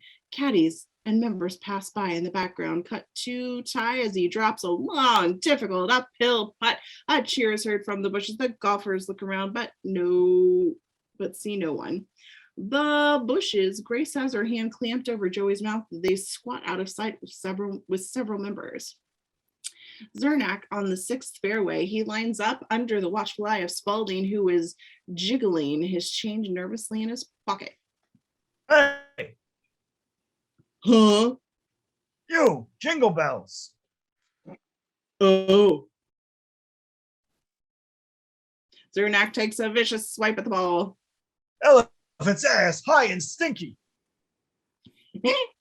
The ball drops straight down, barely 10 feet from where he hit it. Cut to Ty and Danny as they exchanged doubtful looks. Back to Smales. He hits a nice drive. Then to Dr. Beeper, a sand trap. He blasts out beautifully. Ty chips with an incredible precision. Zernak wings his 9-iron mightily. Up. A 12-pound divot, slow motion. The massive turf spins in the air in the bushes. Oh, there she goes. The Zernak excavation company has just broken ground for an elephant bomb shelter. Now we'll have someplace to store our elephant bombs. They snatch off through the rough, following growing throng of spectators. The bishop near the snack shop, he's strolling along laconically, hitting a ball along with a single club, which he drags along in one hand. I've seen fire and I've seen rain. Hey, Bishop. Lord? Smoke pops out of the bushes. No, it's me. They just finished the ninth. Snails Beeper are winning 3-up. New odds 4-1 now. We're all going to lose in the end. Oh, yeah, that's right. Back at the snack shop, Ty and Zernak are at a table having a drink. I don't understand. I'm playing the worst game of my life. I hope so, for your sake. Cut to the back door of the snack shop. Danny knocks timidly at the door as Maggie appears. Danny! Well, she's still a doctor. But you look terrible. Stayed up all night with Tony D'Annunzio.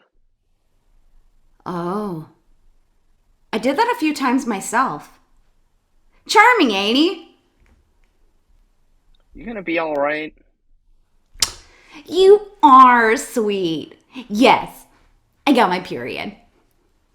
Oh, that's good. That's not good. Don't tell Tony. She kisses him before he can react. In the bushes, the gallery is getting too big to hide, but they still maintain the fiction. $50 says the snail's kid picks his nose.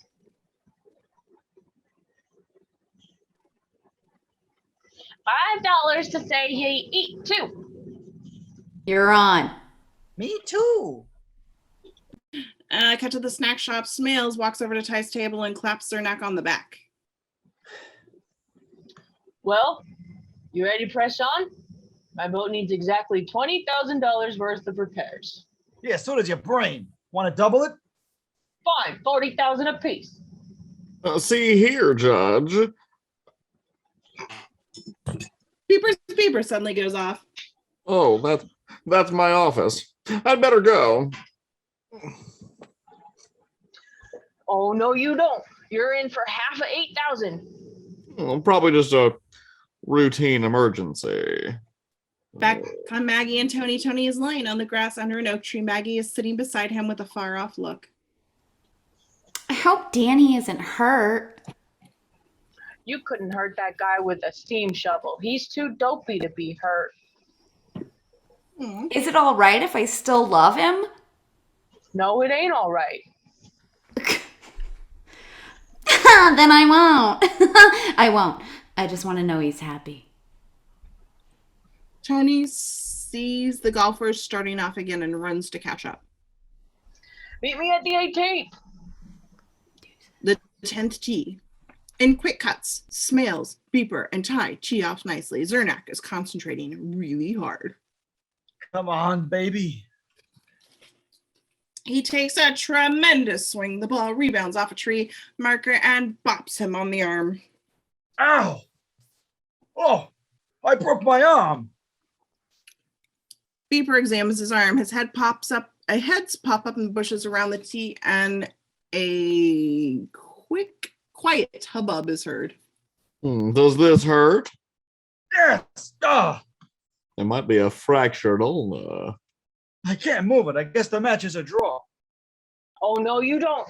If you don't play, you lose. Isn't that right? Yeah, that's right, Your Honor, unless you want to allow him a substitute. Well, all right. Spaulding, you play out Mr. Zernak's holes. Actually, sir, I believe it is up to us to select a new partner. Oh.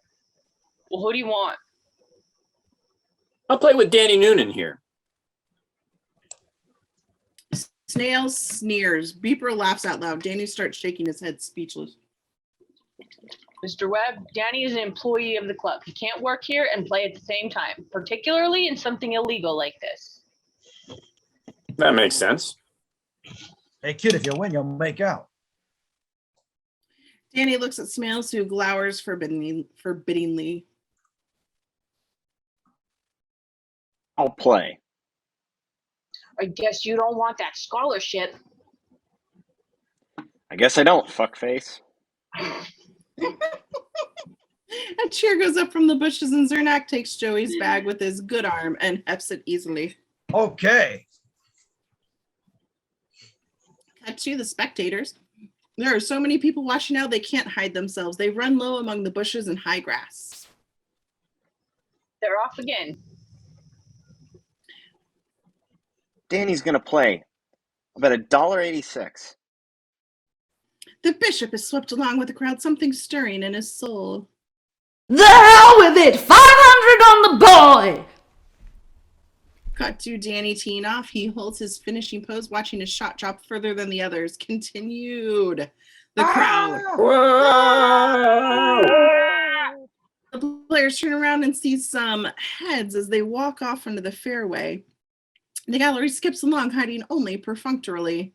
A montage, Danny hitting every conceivable kind of great golf shot, walking through the beautiful landscapes with a really winning musical theme and growing gallery of excited spectators. On tie on the 15th fairway, he hits a cracking drive and downs a flying crow.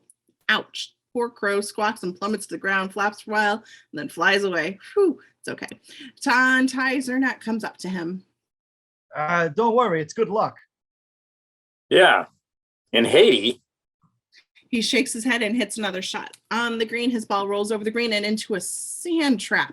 Ty, he's on the green putting. He strokes the ball, rolls into a cup, and somehow right over it without going in. Ty at Danny and shrugs. It's okay. I think I got this hole.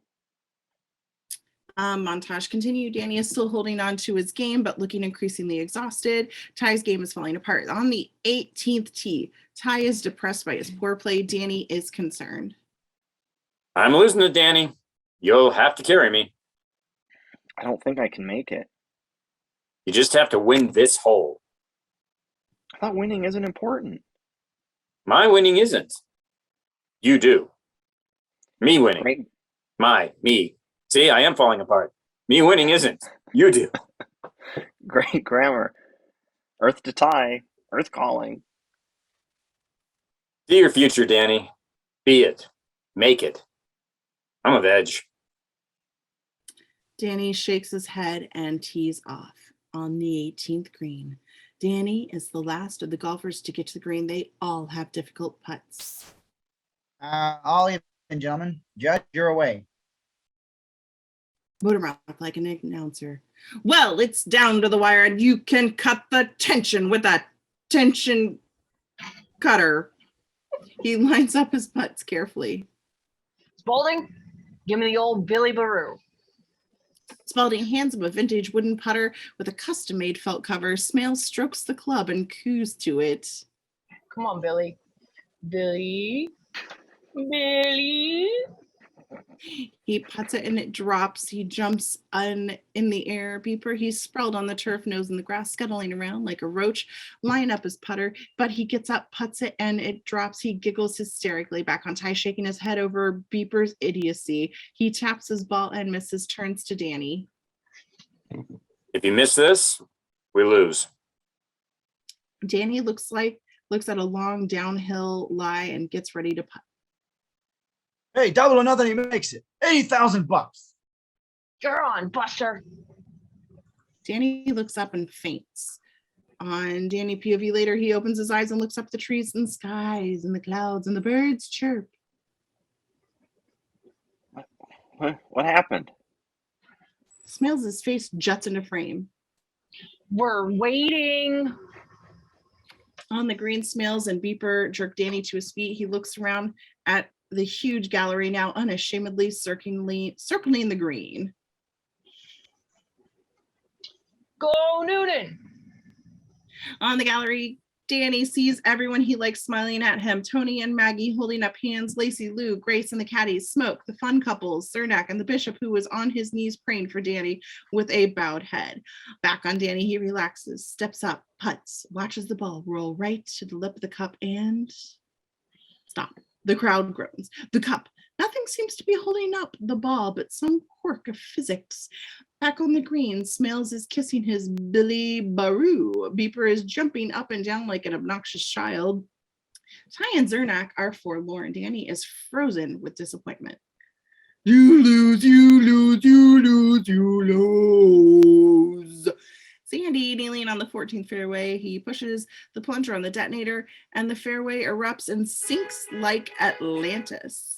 Birds fly from the trees in a riot of chirping. A ball washer starts to vibrate flags. And 3 quick cuts flags on the 15th and 17th greens start to oscillate powerfully. On the 18th green, everyone looks nervous as the trimmer passes Danny's ball. It dropped. I'm glad his ball finally dropped. Lou, he nods officially. It's a birdie. Sorry. At least I amuse myself in this world. The great cheer goes up from the crowd. Pandemonium, everybody kissing everybody. Back to Smales as he takes his precious antique putter and slams it over his knee with an audible crunch of breaking leg bone. Does a take to the camera as he goes down. Cut to the 14th green. The whole thing is sunk like a moon crater with the tip of the flag peeking out of the smoking hole. Sandy surveys the scene in silent awe. The gopher pops up from behind him and looks curiously at Sandy.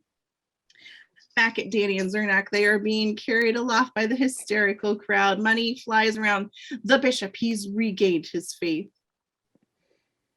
Attaboy! Lou and Smoke, they're collecting a ton of cash and stuffing in their shirts. Smales and Beeper. Beeper is examining Smales' leg as the judge screams in agony. Does this hurt? Smales close up. His expression is something several degrees beyond physical pain. Beeper beeps in his face. He grabs it and tries to rip it off Beeper's belt, but it shreds his pants in the attempt. Danny, he has an arm around both girls and is getting kissed like heck as he's borne along holding his putter. Grace plants a big one on him, almost toppling the human juggernaut. Cut to Ty Webb. He shakes his hands with Scott and a couple of stragglers and watches the crowd recede, disappointed in himself. Ty, close up. He looks after Danny, a little envious. At Danny, he turns and waves at Ty, beaming. Ty smiles and waves back. He then takes some balls from his bag and begins practicing putts in his usual solitary manner. Lacey walks up and slips her arm through his.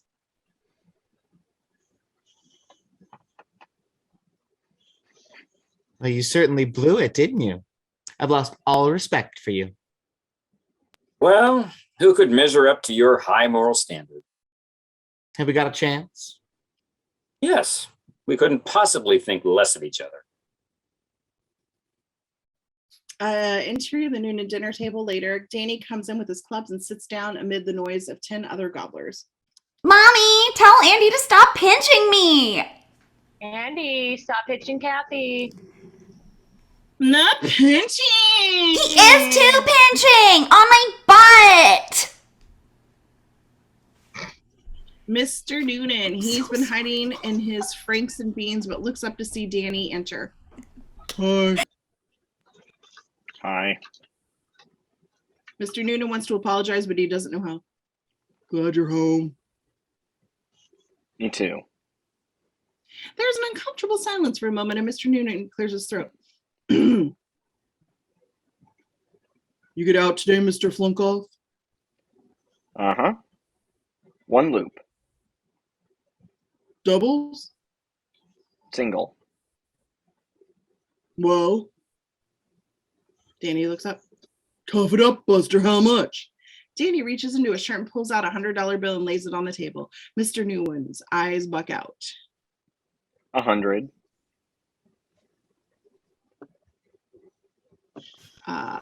He keeps pulling C notes from all his pockets. 200. 300. That's 6. 700. Continued on to the Noonan kids. They are stunned. Mrs. Noonan comes in with a steaming bowl of broccoli. 2,000. 3,000. She drops the bowl. Cut to Danny's neighborhood. Hi, Ariel. Let's see.